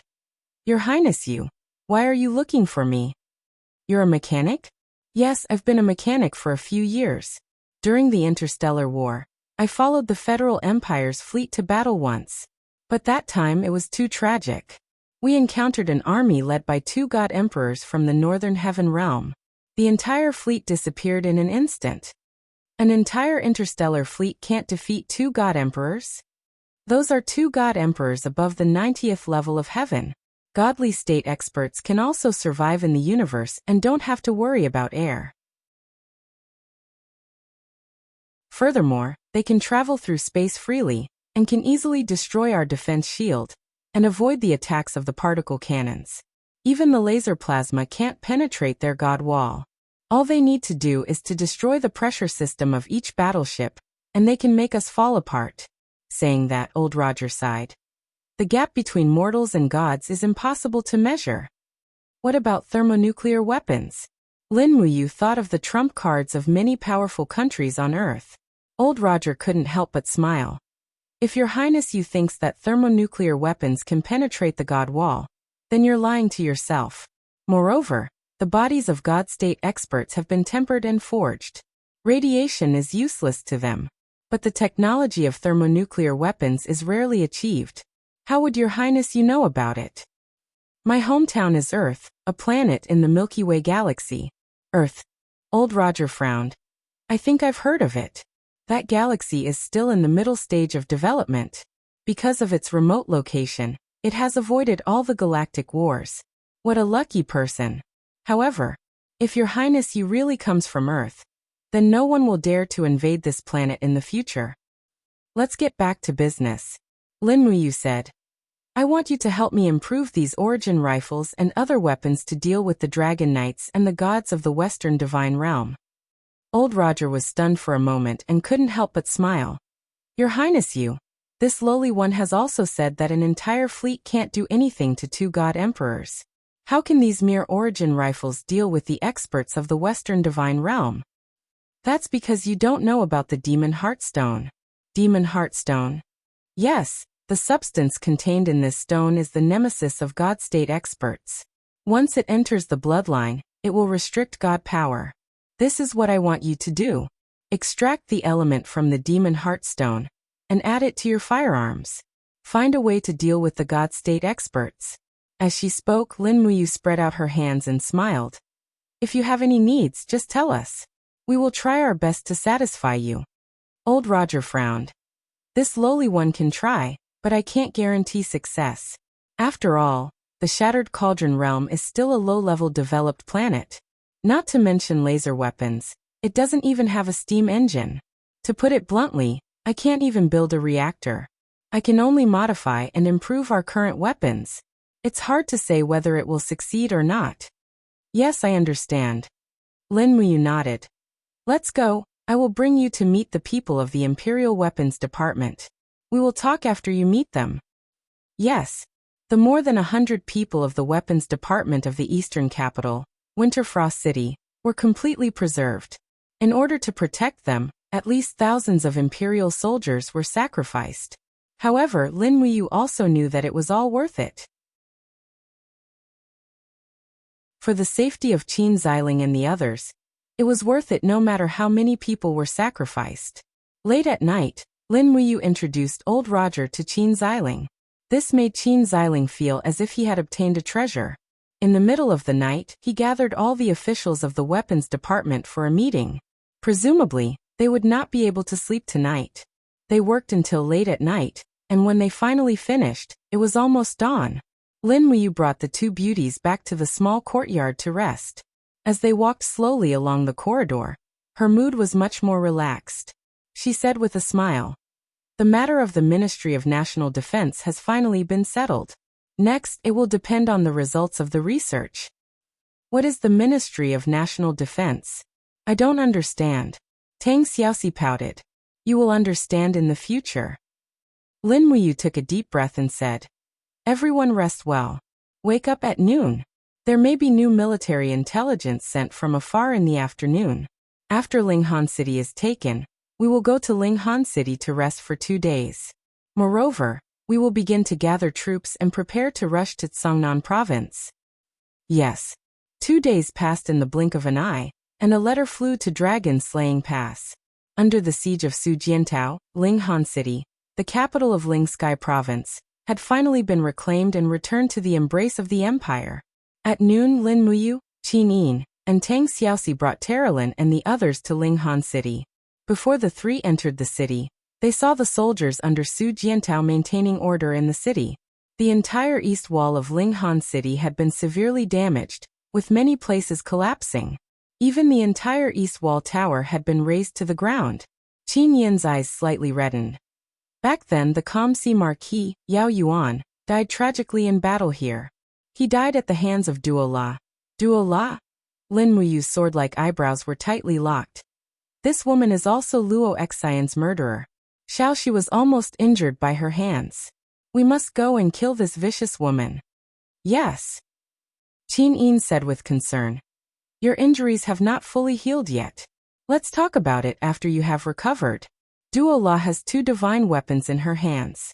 One is the Burgos spear, the other is the dagger of time. Both are very powerful. The Burgos spear can pierce through the god wall, and the dagger of time can control time. Before we have divine weapons of the same level, any one of us will be in danger against Duo La. Yes. Tang Xiaoxi nodded.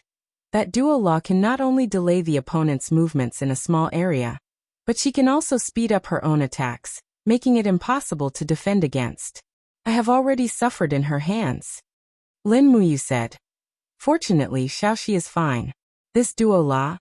Let's not talk about her. Let's enter the city. Yes. Su Jiantao, Wei Chou, and the others were already kneeling outside the city. When Qin Yin led Lin Muyu, Tang Xiaoxi, and the others into the city, the commoners of Linghan City also knelt together to pay their respects to the former empress. At this point in time, Qin Yin had already changed into a flowing cloud dress. Even though she wasn't wearing the empress's crown, she still gave off an unconcealable noble aura. Furthermore, Su Jiantao had already posted the announcement of the empress's arrival in the city. At this point in time, even the empire's generals who were adept at warfare were kneeling down. This was enough to show how noble this young lady's status was. Qin Yin closed her eyes and slowly walked on the main street of the city. She could faintly smell the stench of blood on the ground. The Blackstone Empire was cruel and tyrannical. She really didn't know how these commoners managed to survive under the rule of the Blackstone Empire for 2.5 months. "Greetings, Your Highness." All the generals and commoners shouted in unison. Qin Yin was slightly taken aback. She infused her divine power into her heavenly voice and said, "Everyone has suffered. The Qin family came late and caused everyone to suffer so much. But in the future, it will not happen again. As long as the Qin family exists, Linghan City will exist."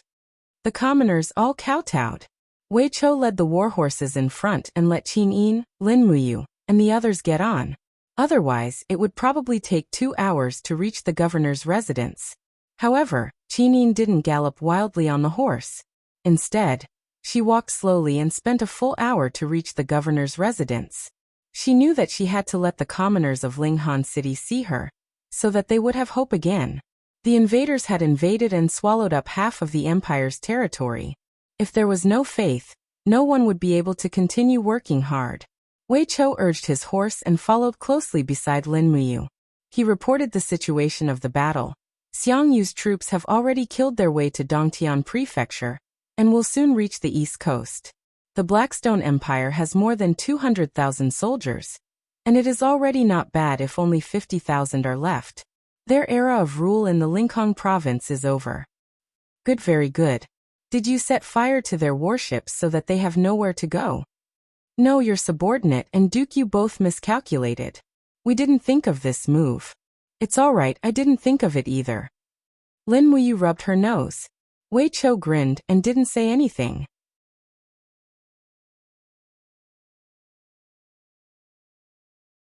Chapter 9:14. In the afternoon, there was a continuous stream of news from outside the city, and the messengers were rushing around the warlord's residence. Your Highness, the warlord of Dongming County, Zhang Han, led 3,000 men to attack the defeated army of the Blackstone Empire, and beheaded more than 100 people. He is here to pay his respects to Your Highness. Your Highness, the warlord of Huiyao City, Zhuge Tian, led 2,500 men to pay his respects to Your Highness. Your Highness, the farmer of Lu County, Li Wantian, led 800 villagers to kill the enemy and beheaded more than 50 people. He is here to pay his respects to Your Highness. In just a short afternoon, after hearing that the Empress Qin Yin had appeared in Linghan City, troops from various states and counties appeared like bamboo shoots after a spring rain. However, before the great victory at Dragon Slaying Pass, these people remained silent. What exactly is going on? In the meeting hall, Qin Yin sat on the warlord's seat and asked with her eyes closed. Lin Muyu explained. Previously, because the enemy was too strong, we issued a decree that the officials of various states and counties could recruit their own soldiers to fight against the strong enemy. These people should be similar to the feudal lords, but I didn't expect that even a farmer could gather 800 soldiers to chase after the Blackstone Empire. Xiang Yu sneered at the side. Who knows if those 50 heads were the enemy or innocent civilians? Your Highness, don't forget, after this decree was issued, many civilians became roving bandits. Lin Muyu was silent. Perhaps Xiang Yu's criticism was right. This decree had its advantages and disadvantages, just like the decree issued during the Yellow Turban Uprising at the end of the Eastern Han Dynasty. It saved the world, but it also caused it to fall apart. However, the Qin Empire was different. She still had a large number of main forces, and the monarch wasn't weak either. Wei Chou hurriedly walked in and said respectfully, Your Highness, almost all the feudal lords near Linkhong province are here. There are a total of 14 routes with more than 5,000 soldiers, and at least a few hundred soldiers. Do you want to meet them? Qin Yin asked. What do you think? Let's meet them. Lin Muyu nodded and said, We are currently short of soldiers. If we can make use of these people, that would be the best. All right. Qinin raised her hand and said, "Bring them here, Duke Wei." "Yes, Your Highness." Not long after, more than a dozen feudal lords appeared outside the main door of the meeting hall. Some of them were wearing the Empire's official robes and armor. Some of them were wearing armor that was made at the last minute, and the most unbearable of them was wearing brocade. However, their faces were sunburned, and it was obvious that they were the leaders of the peasants. This group of more than a dozen people had never seen the Empress before, and they were somewhat at a loss as to what to do. Xiangyu raised his eyebrows and asked, "Can't you pay your respects to the Empress?" Everyone knelt down one after another. "Your subjects/commoners kowtow to Your Highness. You may rise." The corners of Qin Yin's mouth curled up, and she said with a smile, "My lords, your contributions will be recorded in the book, and when we have completely recovered the Lincoln province, we will naturally reward you.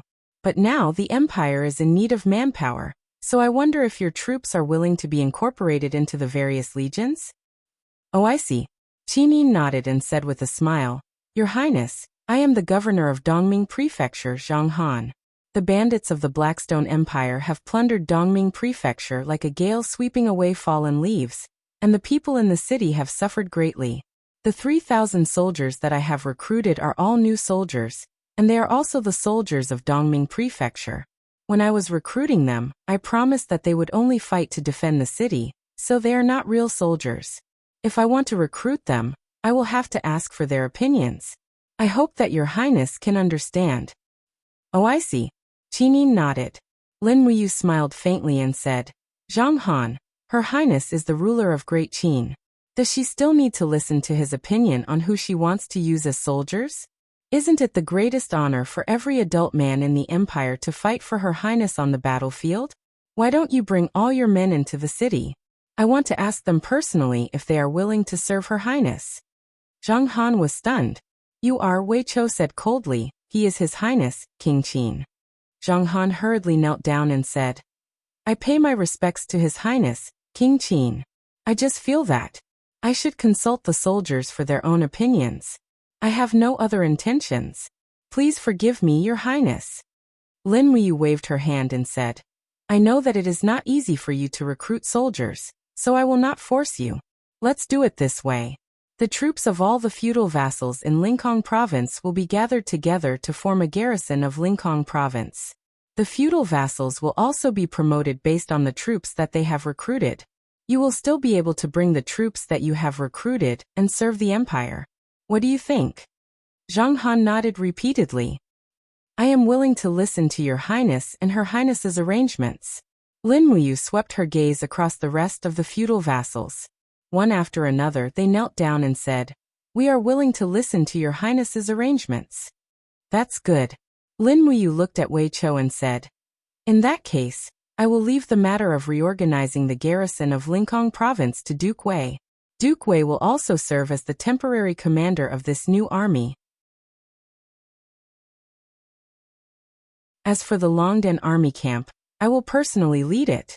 Wei Chou nodded and smiled. "Yes, Your Highness." Now that Qin Yin had returned, Lin Wuyu could finally take the time to lead the troops herself. It was also very suitable to appoint Wei Chou as the commander of this new army. Wei Chou was a famous general of the Empire, and had many successful battles. In terms of prestige and ability to lead troops, he was also one of the best in the Empire. He was able to convince the masses, and had the ability to lead a new army. Tang Xiaoxi smiled at the side and said, "Let's wait here for a few more days. Based on the current situation, there will definitely be many feudal vassals rushing over from all over Lincoln Province within 3 days." "Yes." Qinin nodded and smiled. Su Jiantao said, "These bastards. I don't see them usually, but when it is time to ask for rewards, they all appear." Zheng Yifan laughed heartily. The prefects and city lords of the various prefectures and commanderies usually don't have much military power. This time they're taking the opportunity of the imperial edict to make more contributions and think about their future. It's actually quite normal. Su'er also nodded and said, "Yes, that's right." Lin Wuyu slowly sat down and said with a cold gaze, As long as these people don't cause trouble, then everything can be discussed. Wei Chou, you must appease the people's hearts. These feudal vassals all have different thoughts. You must intimidate them and win over the people's hearts at the same time. Right now we still have 400,000 enemies from the Tianji Empire, so we can't let anything happen at the back. Yes, Your Highness, this subordinate understands. Wei Chou cupped his fists and smiled. Then this subordinate will lead the guards out of the city to appease the feudal vassals, and arrange camps and provisions for them. Yes, go. Be careful. Yes. 3 days passed by in the blink of an eye. The various feudal vassals from the Lingskai province, Lingnan province, and Mingshan province all rushed over upon hearing the news and gathered in Linghan city. Outside the city there was a majestic camp. Although most of them were new soldiers, there were at least 40 feudal vassals and several tens of thousands of soldiers. This made Wei Chou extremely happy. After a series of bloody battles, the Courage Dragon camp was only left with 13,000 soldiers. But in the blink of an eye, so many new soldiers had arrived. The opportunity to replenish the soldiers had arrived. Inside the meeting hall, everyone was drinking afternoon tea. How many soldiers are there in total?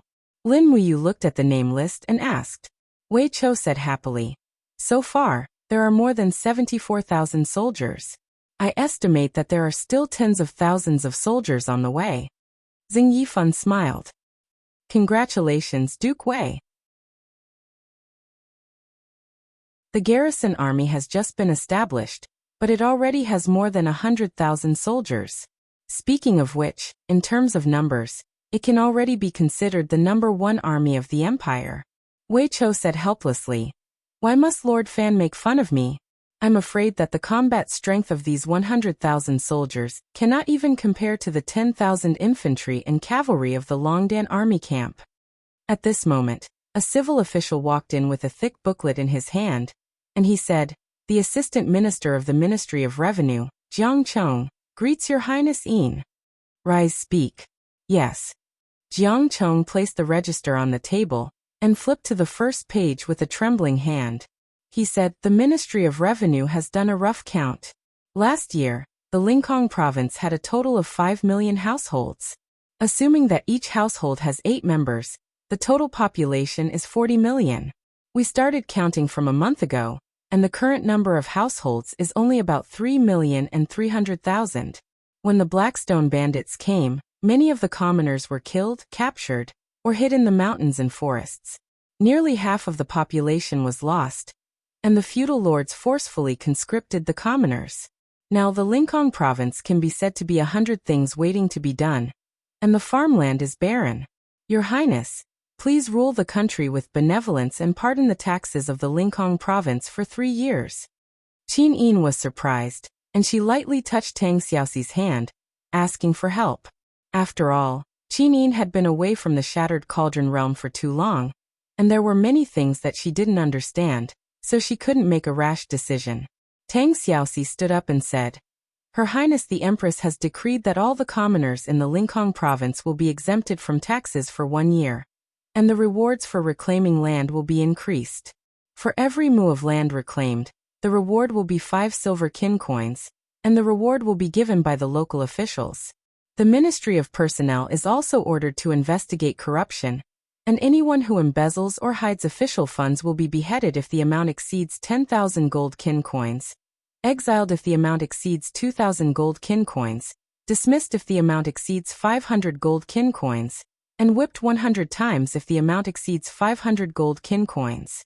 Ministry of Personnel, record down all my words and immediately issue the decree, and execute it immediately. Yes, Princess Shi.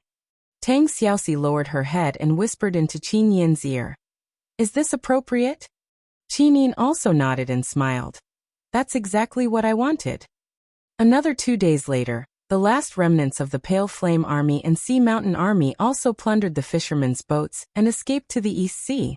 Whisker Port was a piece of barren land, and the Empire's navy was almost completely wiped out. They were powerless to chase after them, and could only let them escape. Within these 2 days, just as everyone expected, The garrison of the Lincoln province had already expanded to 100,000 people. However, Weicho was deeply worried. These 100,000 people were formed by more than 70 feudal vassals, and there were also many contradictions between the various battalions. The people from the east of the river looked down on the people from the west of the river, and the people from the north of the mountain looked down on the people from the south of the mountain. It was simply a fantasy for them to have the same combat power as the Longdan army camp.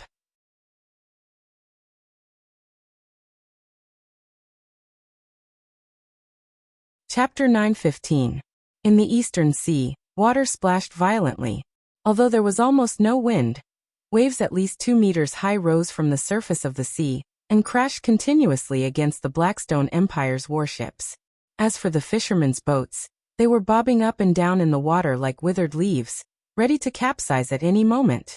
It was an extremely frightening scene. There were a total of 400 large warships, but they were carrying less than half of their full capacity. This also meant that the Blackstone Empire's expeditionary army had less than 60,000 soldiers. On the dragon-headed warship, a group of warriors in blood-stained armor sat dejectedly, their faces full of confusion. "We have failed the Emperor's grace." At one end of the deck, a general wearing a commander's insignia was ashen. His arm was crisscrossed with sword wounds, and he suddenly drew his sword and slashed it across his neck. "Don't, Lord Commander." A deputy hurriedly pressed down on his arm and said tearfully, "We're soldiers. Victory and defeat are commonplace. You're the highest commander of the 3 armies. How can you commit suicide?" All the generals were overwhelmed with shock and hurriedly knelt down. "That's right, Commander Lu Yen. You're the highest-ranked commander of the 3 armies. You definitely can't abandon us." Lu Yen was the commander of the Seagull Legion and held the same rank as Fu Yu. It was just that the Seagull Legion's strength was inferior to the Ashen Flame armies, so it was often looked down upon. But now, the expeditionary army had failed at the last moment. Fu Yu Hanshu, and even the martial god Bailey Qin had died in battle on Great Qin's soil. Once Lu Yen returned from this trip, he would definitely be sent to the military law office and punished as a loser. Emperor Shi Yuan's temperament was violent and cruel. He probably wouldn't allow Lu Yen to continue living. After all, he wasn't the cream of the crop in terms of command and strength. On the side, the young scholar said, "Commander Lu Yen, if you die, we'll be a group of dragons without a leader. Please continue to lead us for the sake of the Empire and so many soldiers." This scholar was Bailey Yen, Bailey Qin's descendant. What else could Lu Yen say if even Bailey Yen had said that? The marshal died in battle. Does Mr. Yen not blame me? Lu Yen asked with bloodshot eyes. Bailey Yen shook his head. The ancestor died in battle because the opponent was too strong. Now it has been confirmed that Xiyin is the Empress Qin who has disappeared for many years in the Qin Empire. The Western Heaven Realm made a very outrageous move and sent the strongest enemy here. The fault lies in the Divine Realm, not us. Please don't blame yourself. What should we do now? Lu Yen asked weakly. Bailey Yen was a counselor of the 3 armies. But in the face of the many wonderful strategies of the famous generals of the Qin Empire, Bailey Yan's confidence had been shattered half a month ago. How could he have any ideas? Just then, the roar of a giant dragon came from the distant sky. Everyone immediately became solemn, and the fallen soldiers all raised their weapons in a defensive posture. The clouds dispersed, and a giant dragon appeared in front of them. It slowly descended. When Lu Yen saw the bear-shaped battle flag on the neck of the giant dragon, he breathed a sigh of relief and walked forward. "Commander Lu Yen of the Sea and Mountain Army is here." The giant dragon landed on the deck with a loud bang. The dragon knight on the dragon's back lifted his helmet, revealing a handsome face. "So it's Commander Lu Yan's ship. That's great." "Ah, it's Lord Fu Yin?" Lu Yen was shocked. Fu Yin smiled slightly. "His Majesty just received news of the expeditionary army, so he sent me with 20 dragon knights to assist in the battle." "I heard. The expeditionary army suffered a crushing defeat?" "Marshal Bailey Qin died in battle, and even your brother, Commander Fu Yu." "I got it." Fu Yun's face was a little pale. His body swayed slightly on the dragon's back, but he immediately regained his composure. He held the dragon sword in one hand and reached into his bosom with the other, pulling out an edict. His Majesty's edict, Commander Liu Yan, please receive the edict. Your subject accepts the edict. Immediately order Liu Yan not to return to the army. Lead the rest of the troops to the wilderness south of the Lincoln province, and continue to expand the territory for the empire. If you don't reclaim the land of Lingnan, you are not to return. Ah. Liu Yan was slightly stunned.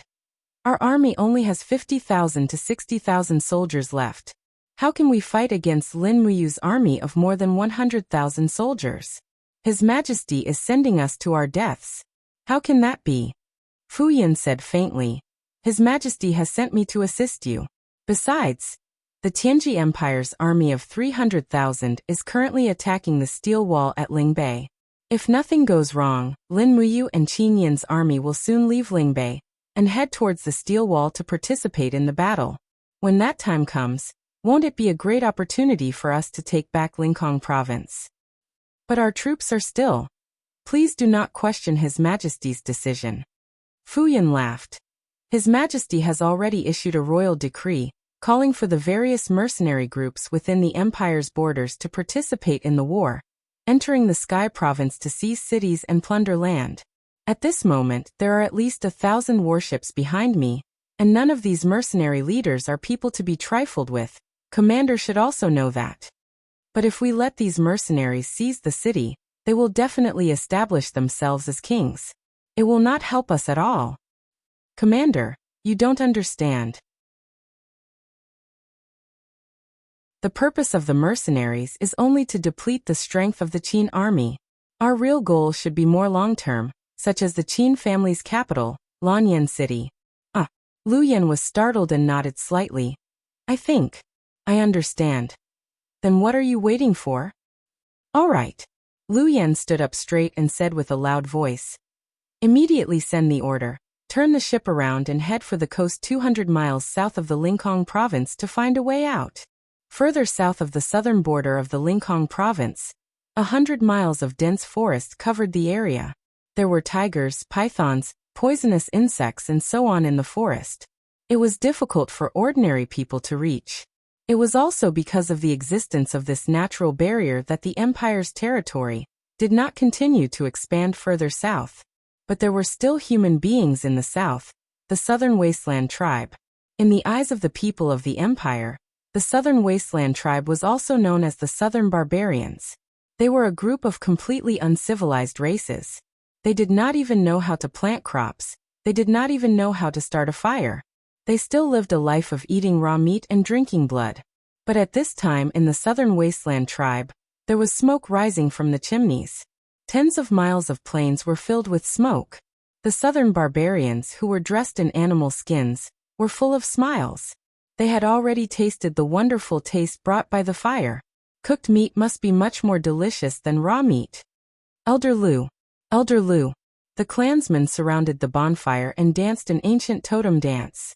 The chiefs of more than a dozen large tribes of the Southern Wasteland tribe gathered here. Their faces were full of joy. They shouted Elder Liu to an old man in the middle. In their language, this meant, Holy Lord. The old man was wearing a king's robe. His face was full of smiles. He stroked his beard and smiled without saying a word.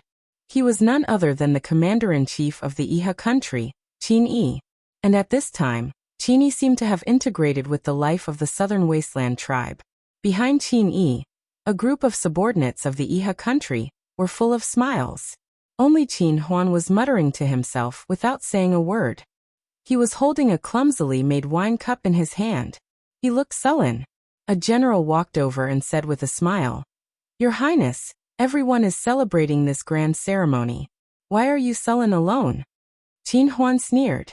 He looked at a group of naked Southern barbarian girls who were dancing in the distance and said, We brought fire and seeds to these barbarians. We taught them how to farm, but they still yearn for peace. They want to live here quietly. They are still unwilling to agree to send troops to help us. They are really a group of ungrateful dogs. Shoo. The general hurriedly made a shushing gesture and said, Don't let their prophet who knows the language of the Central Plains hear you. This matter needs to be discussed at length. After all, we have just arrived. Not to mention eating and living in other people's houses. Now that the commander-in-chief has just been worshipped as the Holy Lord by the southern barbarians, isn't it only a matter of time before the 18 clans send troops? Don't be fooled by their unattractive appearance. Their youths are full of vigor and strength. Once they put on their armor and pick up their weapons, with a little training, they will become invincible elite soldiers. The youths of these 18 clans add up to 2 million. What a terrifying army it is.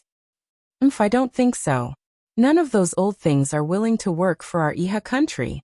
As he said this, Qin Huan suddenly changed the topic and asked, I heard, there is news from the Lingnan that Qin Yin has been resurrected, and that Ding Shi is not dead. Instead, he has pledged his loyalty to Qin Yin. Is this true? Most likely. That old dog Ding Shi is truly despicable and shameless. Our Iha country has treated him so well, but he actually faked his death and has now pledged his loyalty to Qin Yin. What a shameless bastard. To think that Imperial Father even planned to build the Lingnan Loyalty Monument and carve his name in the first place. The general was stunned and said, I think Commander Ding must have his own difficulties. Don't call him Commander Ding. He is not worthy. Yes, this subordinate knows his mistake. Just as the celebration was going on, a Warhawk scout suddenly descended from the sky in the distance. He looked like he was on the verge of collapse, and his face was full of panic. He scrambled into the crowd and said, Commander-in-Chief, something bad has happened. Commander-in-Chief, something bad has happened. What's going on? Qin Yi turned around and asked. The scout hurriedly knelt down and said, Many warships have appeared on the southern coast. They are the warships of the Blackstone Empire. There are flags of the Ashen Flame Army and the Sea Mountain Army. The total number of soldiers seems to be at least 50,000, and there is also a Dragon Knight Legion following them. They are less than 50 kilometers away from us. What 50 kilometers? Qin Yi suddenly stood up and sneered. It seems like they are coming for us. However, a mere 50,000 soldiers want to contend against the 150,000 soldiers of our Iha nation? Who will go and fight? The generals all kept quiet out of fear, and no one said anything.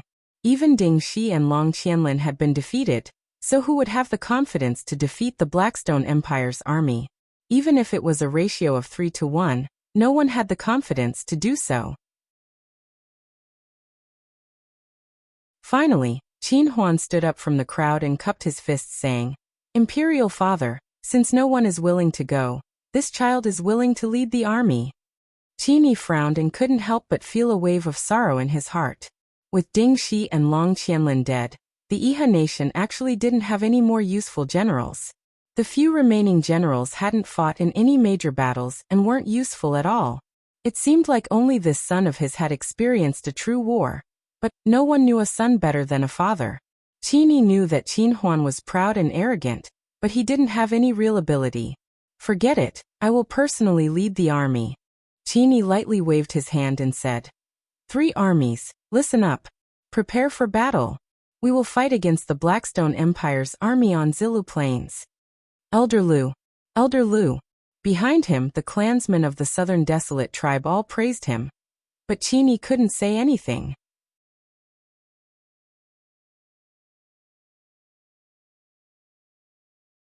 Chapter 916. Empire Calendar, Year 7742, on the Zilu plain of the southern barbarian land. The sound of horse hooves resounded through the 9 heavens. The overwhelming army of the Iha Empire began to meet the enemy. And the enemy was the army of the Blackstone Empire that came from the sea. Banners fluttered in the wind, and Lu Yan also began to arrange his troops. Both sides were like 2 colorful clouds that would soon collide. Roar, roar, roar. In the sky, the roars of dragons were incessant. The Blackstone Empire had dispatched 60,000 troops, of which 10,000 were beast cavalrymen, mainly tiger-leopard cavalrymen. In addition, there were 20 dragon cavalrymen supporting them. Qin Yi stood on the war chariot as he looked from afar at the appearance of the enemy army in the distance, and he couldn't help but sigh in his heart. It wasn't luck that the Darkstone Empire's army was able to defeat famous generals like Ding Shi and Long Qianlin, and they could indeed be called an elite army. However, an elite army like this with a force of 200,000 was still defeated at the hands of Lin Muyu and Qin Yin. It was extremely difficult to imagine exactly what sort of freaks these two foster nephews and nieces of mine were to even be able to defeat an army like this. The enemy was too strong. Qin Yi couldn't help but waver. Was the plan of his people really worth it? So many people had died, but in the end, the gap between him and the enemy was getting wider and wider. Commander? A general holding a saber turned to look at Qin Yi, seeking his opinion. Qin Yi gently nodded and said, "Let's fight." Yes. He raised his saber high and shouted, "Let's fight." The war drums thundered, and the tens of thousands of cavalry of the Iha Empire launched an attack, charging straight at the enemy's phalanx. At the same time, the army of the Blackstone Empire also launched an attack. Countless dragon cavalrymen and tiger leopard cavalrymen roared as they charged. The ground was in chaos. Both sides stood together, and it was impossible to distinguish between them. The only thing that could be seen was the dragon cavalrymen continuously spewing flames in the air, as well as the roars of the tiger leopard cavalrymen. Tiger leopard cavalrymen were a type of predator-level existence, and warhorses were originally the prey of tigers and leopards. How could they withstand the intimidation? One by one, the Iha Empire cavalry no longer dashed forward, and in the blink of an eye, their heads were chopped off by the tiger leopard cavalrymen. Their severed necks sprayed hot blood, and one life after another disappeared in this southern wasteland. This battle continued from dawn until dusk, and in the end, both sides withdrew their troops hastily. The Darkstone Empire's army still maintained a practically perfect formation as they withdrew from the battlefield of Zilu Plains. But the front, middle, left, and right armies of the Iha Empire had suffered severe losses. The ground was covered in corpses, and most of them were the soldiers of the Iha Empire. Night fell, and dew continuously dripped from the branches. Qin Yi looked at King Cavalryman, and he of King that the Empire, of King Qin Dynasty, plain, of realm, of a dynasty kingdom immediately, and help me back, Qin Yi said weakly. Of 50 kilometers to the west of Zilu Plain, the Iha nation's crude tents stretched for nearly 10 kilometers, and Qin Yi's tent was in the center. Qin Yi heaved a sigh of relief after entering the tent. The oppressive feeling of death had almost suffocated him. It had been too long since he had experienced such a battle. So much so that Qin Yi felt that the scene during the day was like a nightmare. Before long, the Iha Empire returned. Of course, there were some who didn't return, but at least Qin Huan returned. Qin Yi couldn't help but heave a sigh of relief. After a long time, the tent was full of Iha Empire returned. Qin Yi sat there quietly. The meat and vegetables in the golden cauldron on the table had already cooled, but he didn't even move his chopsticks. At this moment, he didn't have any appetite. "They're all back?" Qin Yi asked. "Yes, Commander. They're all back." A general cupped his fists and said, "Except for those who couldn't." "What about the corpses? Are they done counting?" "They're done." A general with a full beard said, "Commander, do you want to hear it?" "Speak." The clerk who collected the corpses reported that our army lost more than 30,000 men, and 30,000 are missing. According to the accounts of the soldiers who left, we killed more than 20,000 enemy soldiers, and killed nearly 10 dragon riders. His voice trembled slightly. "Is that so?" Qin Yi raised his head, his eyes slightly red, and said, "I don't want to listen to your clichés. I want to hear the real numbers. How many corpses were there in total?" Reporting to Commander, the corpse collection team reported, they received a total of 63,500 corpses from our army. What about them? The Blackstone Empire left behind 5,240 corpses. The other 10,000 corpses should have been taken away by them. Bullshit. Qin Yi slammed the table and stood up, roaring angrily. "Do you all think I'm blind? I saw it clearly. The Blackstone Empire didn't take away a single corpse. They only used 5,000 people to exchange for nearly half of our army.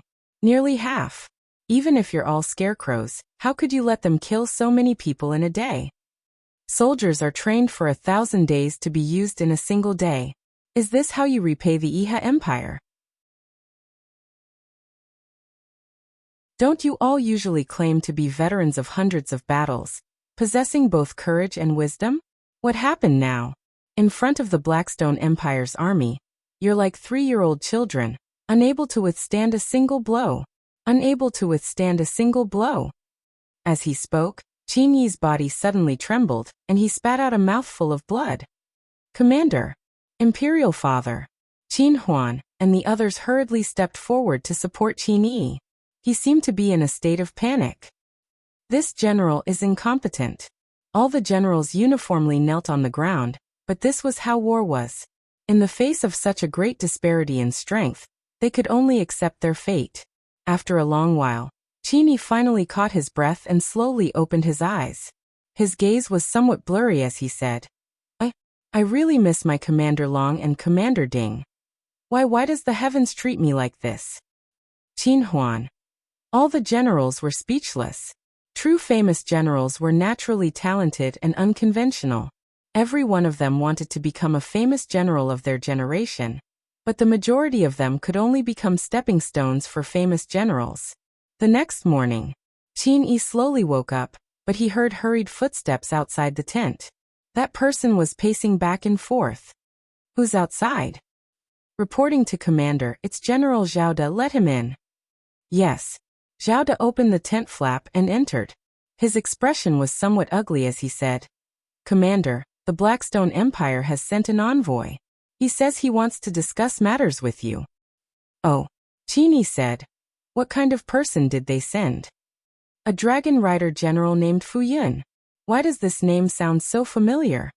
His elder brother is Fu Yu of the Blue Flame Army, the person who killed Commander Long.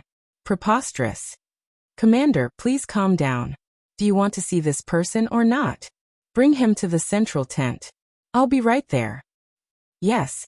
In the central tent, Fu Yun had already handed his sword to a general of the nominal nation of peace, but his entire person was still dignified and imposing, standing in the center of the tent like a mountain. This kind of aura was not something an ordinary person could have. Only someone with absolute confidence and strength could exude such an aura.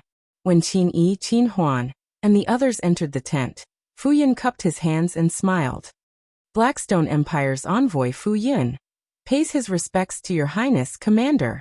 Qin Yi slowly sat down and raised his hand. Dispense with the formalities. Come have a seat. No need. Fu Yun said. The Blackstone Empire's soldiers are used to standing. Many thanks for Commander's kind intentions. May I know why Lord Fu Yun has come this time? Qin Yi asked. Naturally, it's for the good of both our armies. Fu Yun smiled and said, Our Blackstone Empire and Iha Nation have a common enemy, and that is Qin Yin and Lin Muyu. So why should we fight to the death here? My goal this time is to form an alliance with Iha Nation. In addition, I'll also form an alliance with the 18 tribes here. Qin Huan couldn't help but say angrily. Yesterday was a battle to the death, and today you want to form an alliance? Fu Yun, aren't you going too far? We still haven't settled the matter of you killing my Iha Nation's Commander Long. Fu Yun raised his brows. You must be young, Master Qin Huan. As expected, heroes come from the young. But you're not young anymore. You've suffered so many losses at the hands of famous generals like Lin Muyu and Feng Jixing, but you still haven't learned your lesson. Why haven't you learned how to speak human language? Qin Huan was furious and was about to draw his sword. Fu Yun smiled faintly. Do you want to fight? Don't think that I'm afraid of you just because I came alone. It's not that I look down on Iha Nation, but none of you can keep me here. If you don't believe me, you can try. But the result will be your destruction. In less than 2 days, my Blackstone Empire's army will bathe this place in blood. The veins on Qin Yi's forehead throbbed. Lord Fu Yun, since you're here as an envoy, there's no need to be so angry. Let's talk about the details of our cooperation. Haha, Commander is a wise man. Fu Yun said. It's very simple. We'll establish an alliance and choose a day to set out on the northern expedition. The Iha Nation will attack the Bright Mountain Province, while our army will attack the Linkong Province. This will catch the Qin army off guard. In addition, Commander is the landlord of this place. I want to recruit soldiers here. I'll only leave after I get at least 100,000 soldiers. As for armor and weapons, Commander will need to provide them for my new army. What did you say? General Zhao Da's face was full of anger. You want us to provide the equipment for 100,000 soldiers? You're clearly trying to rip us off. Fu Yun, what do you mean by that? Fu Yun smiled faintly. Why do your words sound so unpleasant? This is assistance between allies. It can't be considered ripping us off, right? Commander, everything depends on your discretion. Qin Yi's face paled. He knew that Fu Yun was the kind of person who would do what he said. How could he not lower his head when under low eaves? Being extorted for 100,000 sets of equipment was much better than being completely wiped out. 100,000 sets, so be it. Qin Yi muttered. I hope that Lord Fu Yun will restrain your army when you return. You must not offend my Iha nation's army. Otherwise, this alliance will cease to exist. Yes, I'll definitely do as you say. Fu Yun respectfully clasped his hands and said, I wonder when the new soldiers and equipment will be ready? I'll send someone to collect them. These need to be prepared slowly. No, it can't be slow. You must select 20,000 new soldiers and 20,000 sets of equipment every day. I'll send someone to collect them. Commander, you must do this. Fu Yun raised his eyebrows and smiled. This is the condition of our alliance. It's not negotiable. Qin Yi's eyelids twitched. I understand. Lord, please return. Thank you, Commander. When Fu Yun walked out of the tent, everyone was in an uproar. Bandits. They're practically bandits. Despicable people from the Blackstone Empire. Why don't they just die? Commander, you absolutely cannot agree to this. The dignity of the Iha nation is about to be gone. Qin Yi swayed as he walked out of the tent. Suddenly he fainted.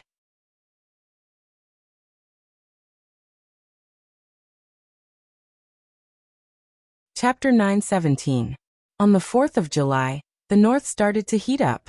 Muyu City was officially reclaimed and returned to the Qin version. Feng Jixing, Chen Xiaoli and the others chased them all the way and chased the remaining 50,000 Longji army into the 8 wastelands. They left 50,000 troops to defend the border, while the other 100,000 returned to Muyu City. At the same time, Feng Jixing didn't let Big Wolf Lord Mao Dun and the remaining 50,000 wolf soldiers go. In the middle of the night, the sound of cicadas swept through the camp in the wilderness. The candlelight flickered and Feng Jixing put down the book in his hand. He frowned. Who is it? Come in. It is me, Your Highness. The one who walked in was Luoyu, one of the deputy commanders of the Imperial Army, and one of Feng Jixing's most capable generals. It is so late, what is it? Feng Jixing asked. Luoyu had a nervous expression as she said, Your Highness, we've already followed your orders. All 50,000 wolf soldiers have been arranged to set up camp in a valley 3 miles away. The weather is hot and dry now, so as long as we seal off all the exits, we can burn all the wolf soldiers to ashes. But do we really want to do that? What are you hesitating for, Luoyu? Feng Jixing smiled and asked.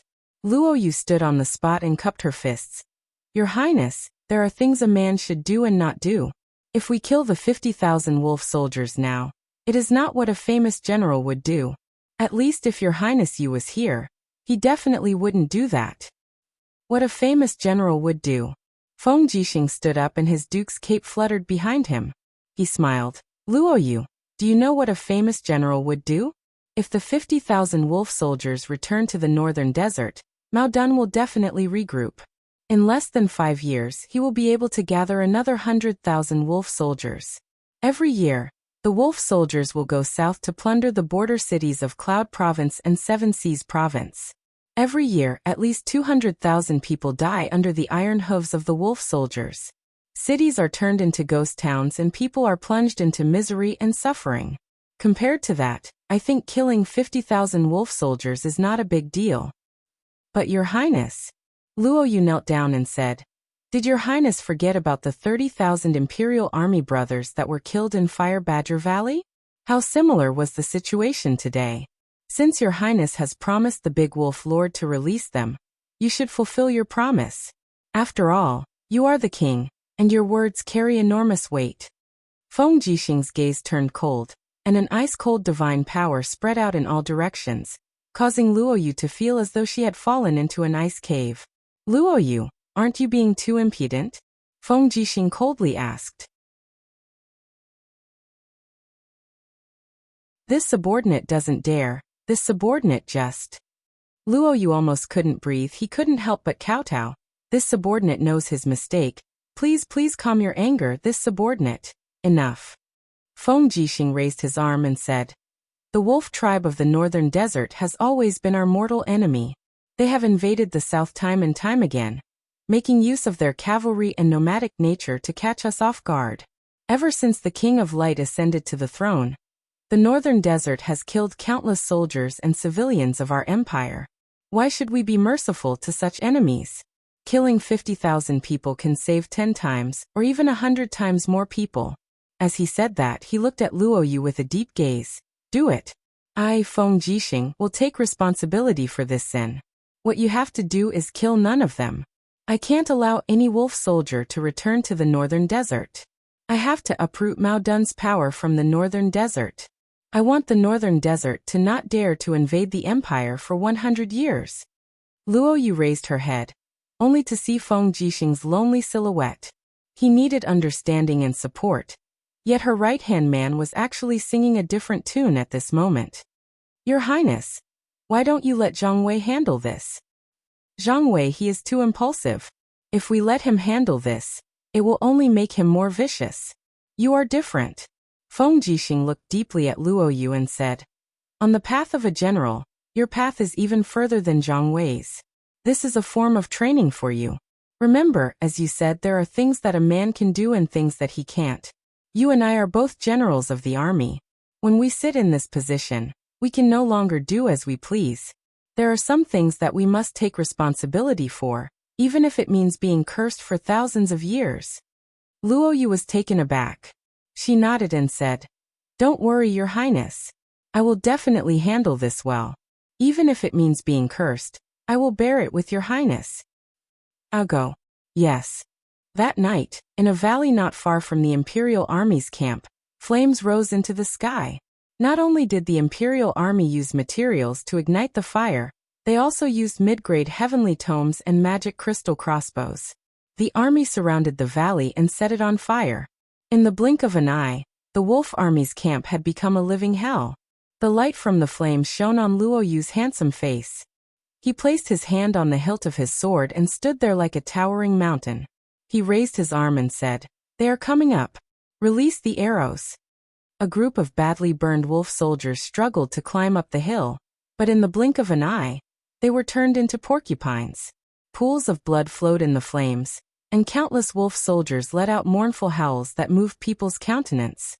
Amidst the crowd, a warhorse galloped recklessly.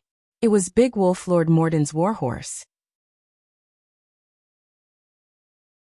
Ever since he had submitted to the wind, almost all of the wolf soldiers' warhorses had been taken away. Only the Big Wolf Lord and a few others were still able to keep their warhorses. Morden's warhorse was a desert thousandly horse. Almost all of its fur had been burned off, but it still galloped as if it was flying. It neighed loudly as it charged out of the burning camp, straight to the edge of the valley, and shouted, why? Mao Dun roared, why? Feng Jixing, you said that you would spare our wolf tribe. Why are you doing this to us? On the mountain ridge, Luo Yu said in a clear voice, Great Wolf Chieftain, please forgive us. We have our reasons to kill you.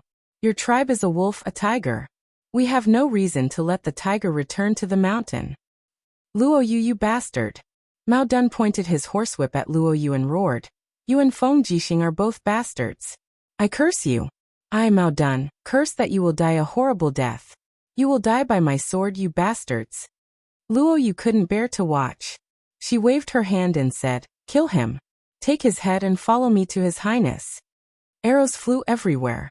In the blink of an eye, Mao Dun, the great wolf chieftain of the northern desert, became a porcupine and fell in a pool of blood. Not far away, in the forest, a man in a black robe trembled. It was Guanxing. After witnessing great wolf chieftain Mao Dun's death, he was completely stunned. Mr. Guanxing, why are you here? Luo Yu had already sensed Guanxing's aura. She waved her hand and 2 soldiers immediately invited Guanxing over. Luo Yu squinted her eyes and smiled. If I remember correctly, tonight's operation is top secret. Even the advisor group doesn't have the right to know about it. Why are you here, Mr. Guanxing? Guanxing's face was ashen. He said in a daze, I knew this would happen. I knew this would happen. Knew what? How could a hero like His Highness Feng Jixing do something as foolish as letting a tiger back into the mountains? I knew that he wouldn't let the wolf soldiers live. I should have known that this day would come. So that's how it is. Luo Yu smiled and got on the horse. She leaned over and looked at Guanxing's face. Suddenly, she patted his shoulder and said, But don't worry. You're from Qin and not from the wolf tribe. As the saying goes, those who aren't from our tribe will surely have different intentions. Since His Highness Prince Xian has decided to use you, then he'll definitely use you. He won't doubt you in the slightest. Thank you. Get on the horse. Follow me to meet His Highness and hand in the order. Yes. It was already past midnight. Flames soared into the sky in the distance. The massacre had gone on for close to 4 hours. Feng Jixing raised his head and looked into the distance, not feeling sleepy at all. The sound of horse hooves grew closer. Luo Yu had returned. The guard at the side was holding a human head in his hand. It was the head of Great Wolf Chieftain Mao Dun. It had just been chopped off not long ago. Your Highness, I've come to report back. Luo Yu got off the horse and presented Mao Dun's head to Feng Xingjian. Feng Jixing waved his hand. There's no need to look at it. Bury Mao Dun properly. Tomorrow morning, go to the valley to bury the corpse. After all, many wolf soldiers are only sacrificing their lives for Mao Dun. We mustn't let their corpses be exposed in the wilderness. Yes. Luo Yu nodded. The difference between Feng Jixing and LV Zhao was that although Feng Jixing would also make the same choice, he maintained the most basic respect toward his enemies. This was also why Feng Jixing was outstanding when it came to using troops. His meticulousness was admirable. Mr. Guanxing, how are you? Feng Jixing also noticed another person. Guanxing quickly knelt down and said, Your Highness, I got lost when I got up at night and accidentally saw the scene of General Luo, you carrying out her official duties. So I followed her here. Do you blame me? Feng Jixing went straight to the point. Guanxing was stunned in an instant. Feng Jixing laughed at himself and said, I think you definitely will. After all, you have been in the northern desert for so many years and must have some feelings with them. Now that I have killed so many northern desert wolf soldiers, maybe the thing you want to do the most is to put the dagger on your waist into my heart. But if you really think so, I will not blame you. This matter is indeed Feng Jixing did not keep my promise. Guanxing hurriedly cupped his fists and said, This subordinate definitely did not mean that. On the contrary, I can understand why your highness did that. There is no need to be soft-hearted when it can be done once and for all. If this subordinate was in your highness' position, I think I would also do the same. Get up. There's no need to kneel. Feng Jixing nodded and said, Clear the troops tomorrow. Leave 10,000 people to guard Muyu City and the rest of the troops will follow me to reinforced Songnan province. His Highness Qin Yan and Lord Chu Chu must be having a hard time there. They have to face the 300,000 troops of Tianji Empire. 300,000. Just at this moment, there was a panting voice from outside. You Shu, your highness. He stumbled his way into the tent. Zhang Wei frowned. How can you be so reckless? Trespassing into the big tent is a capital offense. Men, drag him out and chop him. The messenger waved the letter in his hand and said, This is Her Highness Qin Yan's Yushu. What? Feng Jixing broke the void and teleported 7 to 8 meters away before grabbing Yushu's letter with one hand. He saw a very elegant line of words on it, and it was Qin Yan's handwriting. General Feng, I have returned and am currently mobilizing troops in Lingtian province with older brother Yu. One request for you to reinforce Songnan province with the fastest speed, and must not let the Tianji Empire break through the city walls. Otherwise Lanyan City will fall into a desperate situation. Her Highness Qin Yin. Her Highness Qin Yin is indeed back. Feng Jixing gripped Yushu's letter tightly and laughed wildly towards the sky. Ha ha ha ha ha. Great. Great. Me and you have finally waited for this day. Your Majesty King of Light, Feng Jixing have finally lived up to expectations and waited for Her Highness Yin's return. Ha ha ha ha ha.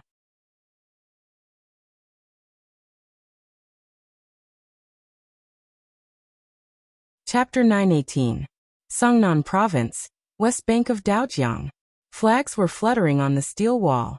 The morning mist was quickly dispersed by the sun, turning into raindrops that splashed on this fertile land. The temperature in Songnan Province was very mild in all 4 seasons, which was suitable for growing all kinds of crops. That was why it became one of the central provinces that produced food in the whole empire. But at this moment, Songnan Province had become the battlefield of the decisive battle between the Qin Empire and the Tianji Empire. The atmosphere on the wall was tense. The shiny magic crystal cannons were pointing at the distance, ready to fire at any time. Qin Yan held his sword and walked on the wall in his military uniform. This was what he had to do every day, check the defense. Since Prince Zhong was checking in person, the soldiers naturally couldn't slack off. On the other side, flags were fluttering in the wind.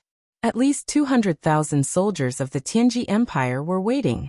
They hadn't attacked the city yet, probably because the siege equipment hadn't been completed, and there was still a wide Daojiang in the middle. If they didn't solve this problem, the Tianji Empire wouldn't be able to break through the steel wall with just the Dragon Knights. Chu, is my cousin really back? Qin Yan suddenly asked. Yes.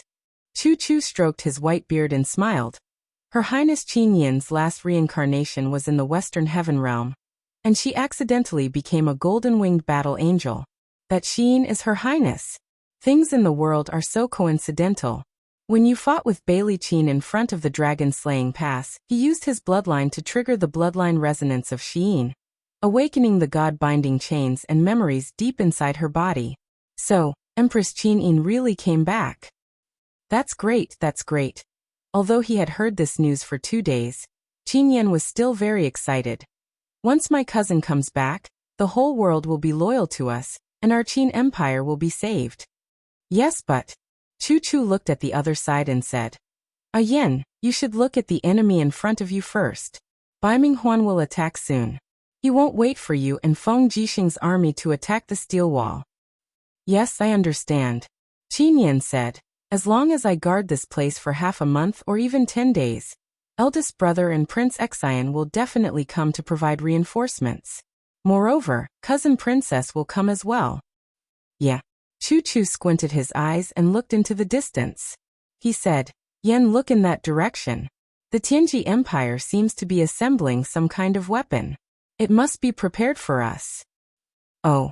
Qin Yan gazed into the distance, only to see a group of Tianji Empire soldiers circling around a pitch-black, big guy. Qin Yan's body immediately trembled. Magic crystal cannon? That's right.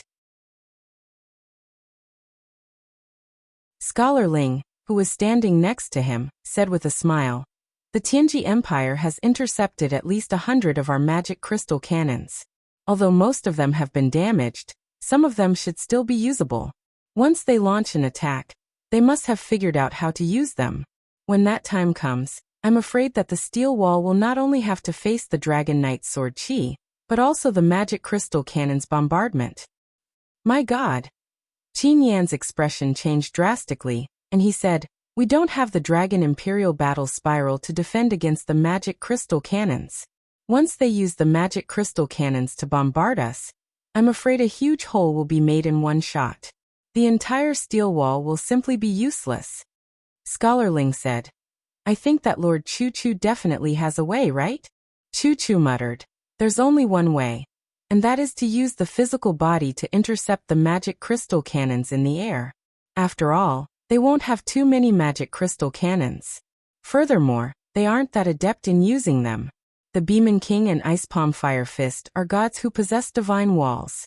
It can't be any better for them to intercept the magic crystal cannons. Scholar Ling grinned. Lord Chu, you have a divine wall too. Why don't you go? I'm already old. At my age, you still want me to go block the cannon muzzle? Chu said with a smile. Scholar Ling waved his paper fan and also smiled. All right then. Just take it as the white leaf for absolutes having a bitter life.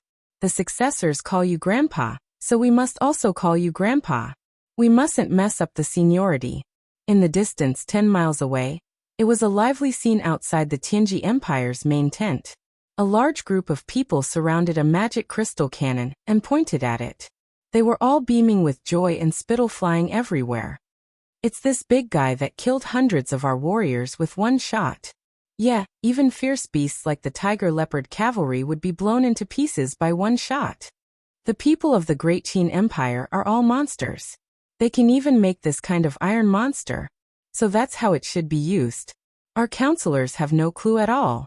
A bunch of idiots who only know how to make gold coins and play with women. When it comes to the critical moment, they can't even make a single hair.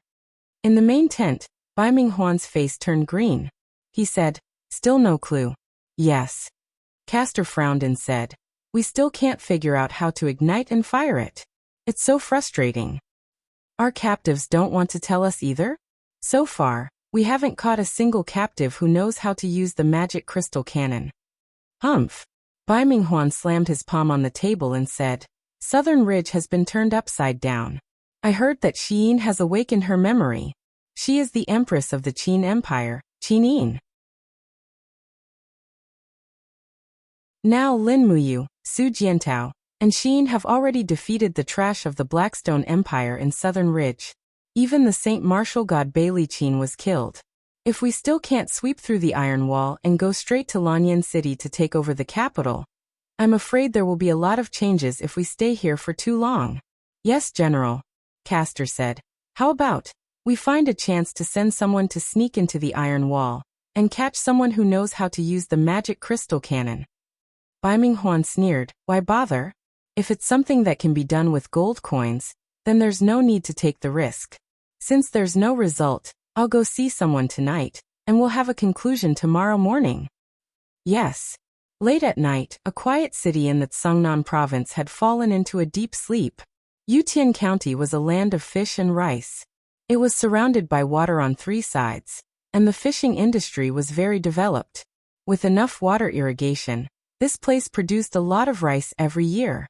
It was a very rich city. In the county capital, an old man was sitting leisurely in the yard, enjoying the wine and beauties. Late at night, there were still two enchanting dancers kneeling by his legs, pouring wine for him. The old man seemed to be enjoying it very much. His hands wandered over the dancer's shoulders and back, feeling the softness and smoothness of his palm. This Tsangnan province was a good place, and the beauties here were also the best in the world. Marquis Yuzhong, a vassal of the Qin family.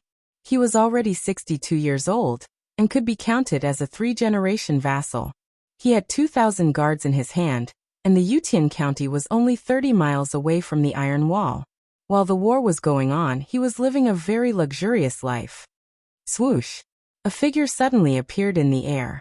It was a middle-aged man in a golden robe. He smiled and said, Marquis, you are in a good mood. You still haven't gone to bed in the middle of the night? Yang Zhong hurriedly looked up, and a trace of surprise flashed across his face. He hurriedly signaled the two dancers to leave, and then knelt on the ground saying, Yang Zhong, kneel to greet General Bai Ming. Bai Minghuan slowly landed, picked up the wine pot on the table, and took a big gulp. He said, the wine of the Shattered Cauldron realm is so much better than the ones in the Celestial Pole continent. I wonder what General is here for today. I have a favor to ask of you. Oh, Yang Zhong was a bit surprised and said, what is it? Bai Minghuan smiled, sat down and said, in the Battle of Lingdong, we got quite a lot of magic crystal cannons, and we were planning to follow up our victory and sweep the western region with our magic crystal cannons. But we ran into a problem.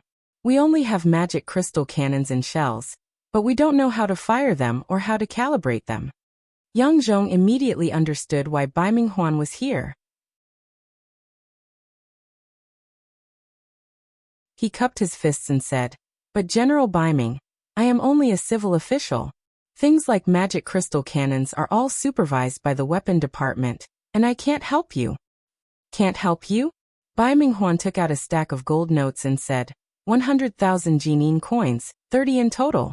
Is this enough to buy the method of using magic crystal cannons? This. Yang Zhong's face turned green. Bai Minghuan sneered. What? Do you still think you are a loyal official of the Qin family? Don't forget, you sold the defense map of the Dongshuang city to us for 200,000 Jinyin coins. Do you want to back out now? I still have your letter. If I give it to Lin Muyu, what do you think will happen to you? Ha ha ha, General, you must be joking. Yang Zhong said. We are all businessmen. Why should we hurt each other? The usage and calibration of the magic crystal cannons are not impossible. I can bribe one of the generals on the steel wall and have him join your army. Naturally, it won't be difficult to obtain the usage of the magic crystal cannons. Bai Minghuan laughed. Good. It is so good to have a friend like you in the Tianji Empire. But when will that guard friend of yours come? 3 days later, at the same place. No, 2 days. I will decide the place. Yes, General. Yang Zhong's face was covered in sweat. Bai Minghuan was indeed a cunning old fox. The light flashed, and Bai Minghuan had already left, as if he had never been here. But the stack of gold notes on the stone table was real, and they were all from Lanyan City. The Tianji Empire must have taken a lot of these notes along the way. Right now, Bai Minghuan was not short of money. He just needed help. On the 5th day of the 7th month, when the sky was just beginning to brighten, a large army marched out of Linghan City in the dark of the night. The vanguard of the army headed straight for the northwest direction, which was the direction of Tsangnan province. Finally, the troops under Lin Muyu, Qin Yin, and Tang Xiaoxi's command set out. A majestic army of 60,000 elites, carrying a large number of magic crystal cannons, and other supplies, galloped along the main road.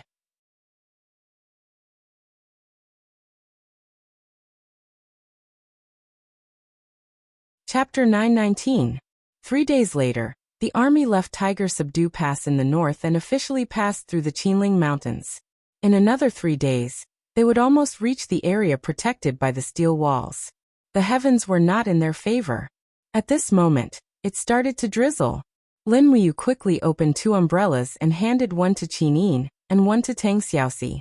Then she took the 3rd umbrella from Wei Chou. The march could not be delayed, but the army had prepared very little rain gear. There were only a handful of people qualified to hold umbrellas. Qin Yin seemed to remember something. She picked up the long sword hanging on the horse's back and said, "Hear this, it's time to return it to its owner." Stellar sword. Lin Muyu finally realized that this was her sword. She could not help but ask in surprise. I remember that brat Xiao Pingua took the stellar sword with him. Why is it with Xiao Yin? Qin Yin smiled faintly. Xiao Pingua gave it to me. I didn't know at the time, but now I understand. He took something from you and gave it to me. Big brother you, did Xiao Pingua give you anything strange? Well, Lin Muyu searched her Qiankuan pouch and took out a sharp sword. There are words carved on it. The hilt is in the shape of a cross. It should be a crusader broadsword. You know it. I've seen a similar sword in the banished lands. Xiao Pingua must have taken it from someone when he was playing in the banished lands. It's strange. Why is Xiao Pingua in the banished lands? I've always kept it in a different space, but I've never been to that space. Maybe it's the banished lands. As she spoke, Lin Muyu took out a pile of cloth from her Qiankuan pouch. This was also given to me by Xiao Pingua from the banished lands. It looks like a coarse dress. It's so short. Qin Yin's face instantly turned red. That's me. Lin Muyu was shocked. You didn't really wear it, did you? Her voice was as soft as a mosquito's, and her face was blushing. Lin Muyu snorted. Come to think of it, this holy dragon has never done anything like a holy dragon. What is this? He gave me Xiao Yin's dress, and it's the original one. Qin Yin's face turned even redder. Brother you, what are you talking about? Tang Xiaoxi raised her umbrella and said with a smile. That's right. It was clearly Little Apple who brought you and Xiao Yin together, but you didn't know how to appreciate his kindness. Oh no, you didn't know how to appreciate the dragon's heart. In the different space, a Catasaurus let out a joyful cry. Then, a spatial rift was torn open, and it had already climbed out. Clouds floated around it as it slowly twisted its body and flew next to Lin Muyu, looking like it was waiting for a reward. Lin Muyu patted Xiaopinggua's head and said, "All right, you did a great job."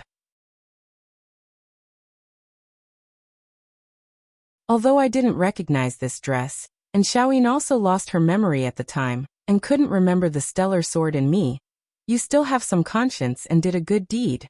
As she spoke, Lin Muyu folded the dress again, and put it back into her Qianquan pouch. "Do you still want to keep it?" Qinin asked. "And it's worth commemorating. After all, Xiaoyin wore it in the banished lands. This proves that the conditions in the banished lands must be very difficult. Otherwise, you wouldn't have to wear such a coarse dress." Qinin nodded. "The banished lands is a place without laws. There is only slaughter and plunder. I unified the entire plain during my days in the banished lands, but after I leave, the place will definitely fall into chaos again. The banished lands is a huge plain dump. People who have been exiled from various major plains will enter the banished lands. There is endless strife there, and there will never be peace. It's a good place to train." Lin Muyu rubbed her nose. Tang Xiaoxi glanced at her and said, "Mu, you're already a god king. Coupled with that abnormal formless elephant spell, you'll only be bullying people if you go to the banished lands. Bullying people is also a kind of training. After all, the premise of upholding justice is that the power of justice is stronger than evil. This is only natural. After we've pacified this plane, we can consider traveling to the banished lands. What do you think? Are you going?" The two great beauties immediately nodded in unison. "Yes, of course we're going." Wei Chou asked carefully, "Your Highness, can I go?" "What are you going to do?" Lin Muyu asked. "I'll serve you tea and water." "No need." Lin Muyu looked back at Wei Chou and said, "Wei Chou, you're not young anymore. Isn't it time for you to get married and have children? You're Duke Wei after all. How can you always be alone?" Wei Chou took a deep breath. "The country is still in danger. How can I be in the mood to get married? Let's think about how to win the Battle of Cangnan Province. What do you think? The Tianji Empire has deployed 300,000 soldiers to attack the Steel Wall this time. Marshal Bai Minghuan's strength can't be underestimated. He also has the help of the Tianji Empire's main force, the Dragon Knights.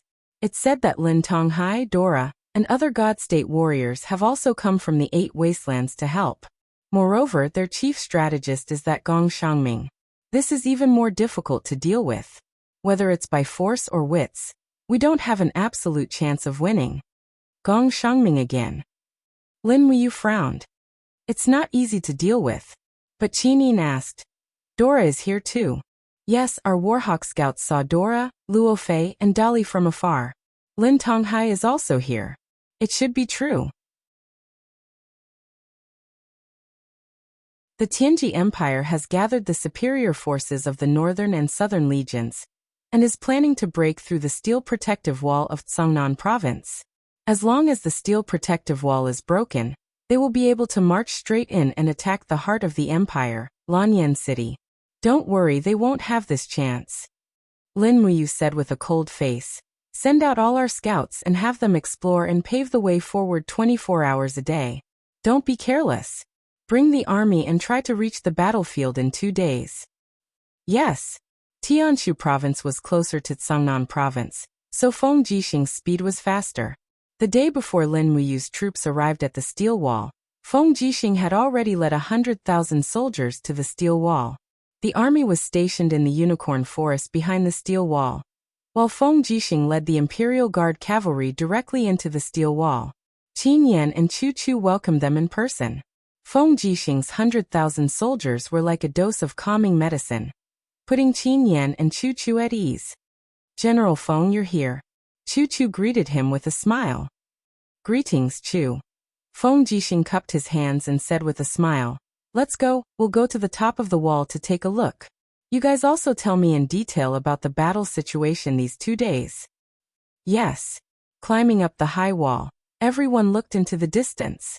On the other side of the Daojiang River, there were already densely packed battle flags of the Tianji Empire. Furthermore, the riverside was filled with bamboo rafts and wooden boats. The army of the Tianji Empire had practically cleared out the forest on the east bank and built countless wooden rafts that could be used to cross the river. This scene looked exactly the same as when the demon race attacked, except that the Tianji Empire did not build high walls and used projectile tactics to shoot armored demons over. Looking at the land in the east, Feng Jixing could not help but suck in a breath of cold air, saying, "What a majestic and mighty army! No wonder they were able to defeat Yu's Longdan army camp in Lingdong province."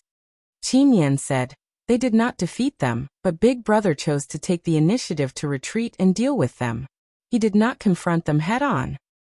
"That's right. Yu is very wise. The total strength of the Flowing Wind Army and the Divine Cloak Army is more than 10 times that of the Longdan army camp. Adding the Dragon Knights and the practitioners of the Divine Cloak Army, the chances of the Longdan army camp winning is probably less than 10%. Avoiding the battle is the wisest choice." Feng Jixing turned around and flew to the sky outside the city. Looking at the uneven grooves on the steel wall, he said, "They already attacked yesterday." "Yes, they attacked for 2 days," Qin Yan said. "But they were all small attacks. They only used a small portion of the Divine Cloak Army's front line. They tried to use the profound energy of the practitioners to break through the wall, but they failed. Our magic crystal crossbows are able to completely restrain the practitioners of the Divine Cloak Army." "Is that so? How many magic crystal crossbows are left?" "Around 30,000. We used 20,000 yesterday." Ayen. Feng Jixing helplessly patted Qin Yan's shoulder and said, "You are too honest. If you have the time, you should learn from your big brother Yu. The Divine Cloak Army's actions are obviously to exhaust our magic crystal crossbows. Now that you have used up all of your resources, I want to see how you are going to defend against their next round of attacks." Qin Yan's face was overwhelmed with shock. "This? I have never thought of it." "Forget it." Feng Jixing looked into the distance and pointed at a certain place on the city wall. "Head south from here. Withdraw all the troops and replace them with my men. They are more experienced in fighting the Tianji army." "Yes. Is there any news from Yu's side? When will he arrive?" "Yesterday's letter said that he will arrive in 2 days. Calculating it, at this time tomorrow, Big Brother and His Majesty cousin sister should be here with 60,000 troops. That's great." Feng Jixing grinned and rubbed his palms together. "In that case, as long as I can hold on for 1 day, when Yu arrives, I'll be able to quit and let him take charge of the situation."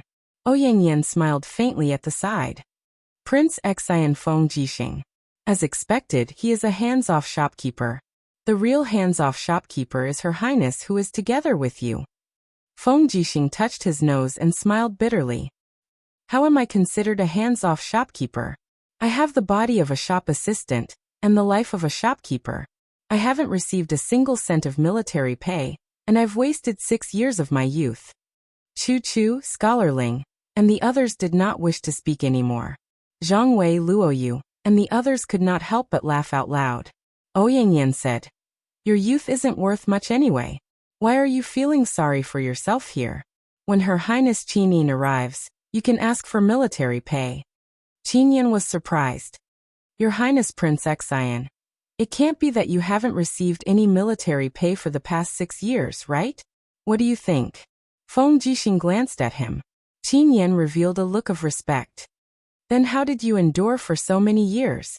At the side, Luoyu said, "Your Highness Prince Zhong, when Zhang Wei confiscated the assets of a corrupt official in Tianshu province 2 years ago, he kept half of the Jining coins as the military pay for the imperial guards. As the commander, there are naturally many benefits as well. Don't think that he doesn't have any military pay. He is eating and drinking well every day. Don't mention it." Luoyu. Feng Jixing continued to look toward the east and said, "If Bai Minghuan attacks today, you will be the first to fight." "Yes, Commander." Luoyu cupped her fists, looking confident. "You're tuning in to the Li Mei's Sword of Destiny YouTube channel. We're so grateful for your support, and don't forget to subscribe to join us on this incredible journey through captivating stories. Your generosity through donations truly makes a world of difference. as it's the primary source of revenue that allows me to expand and enhance this channel for you. Thank you from the bottom of my heart for being a part of this adventure.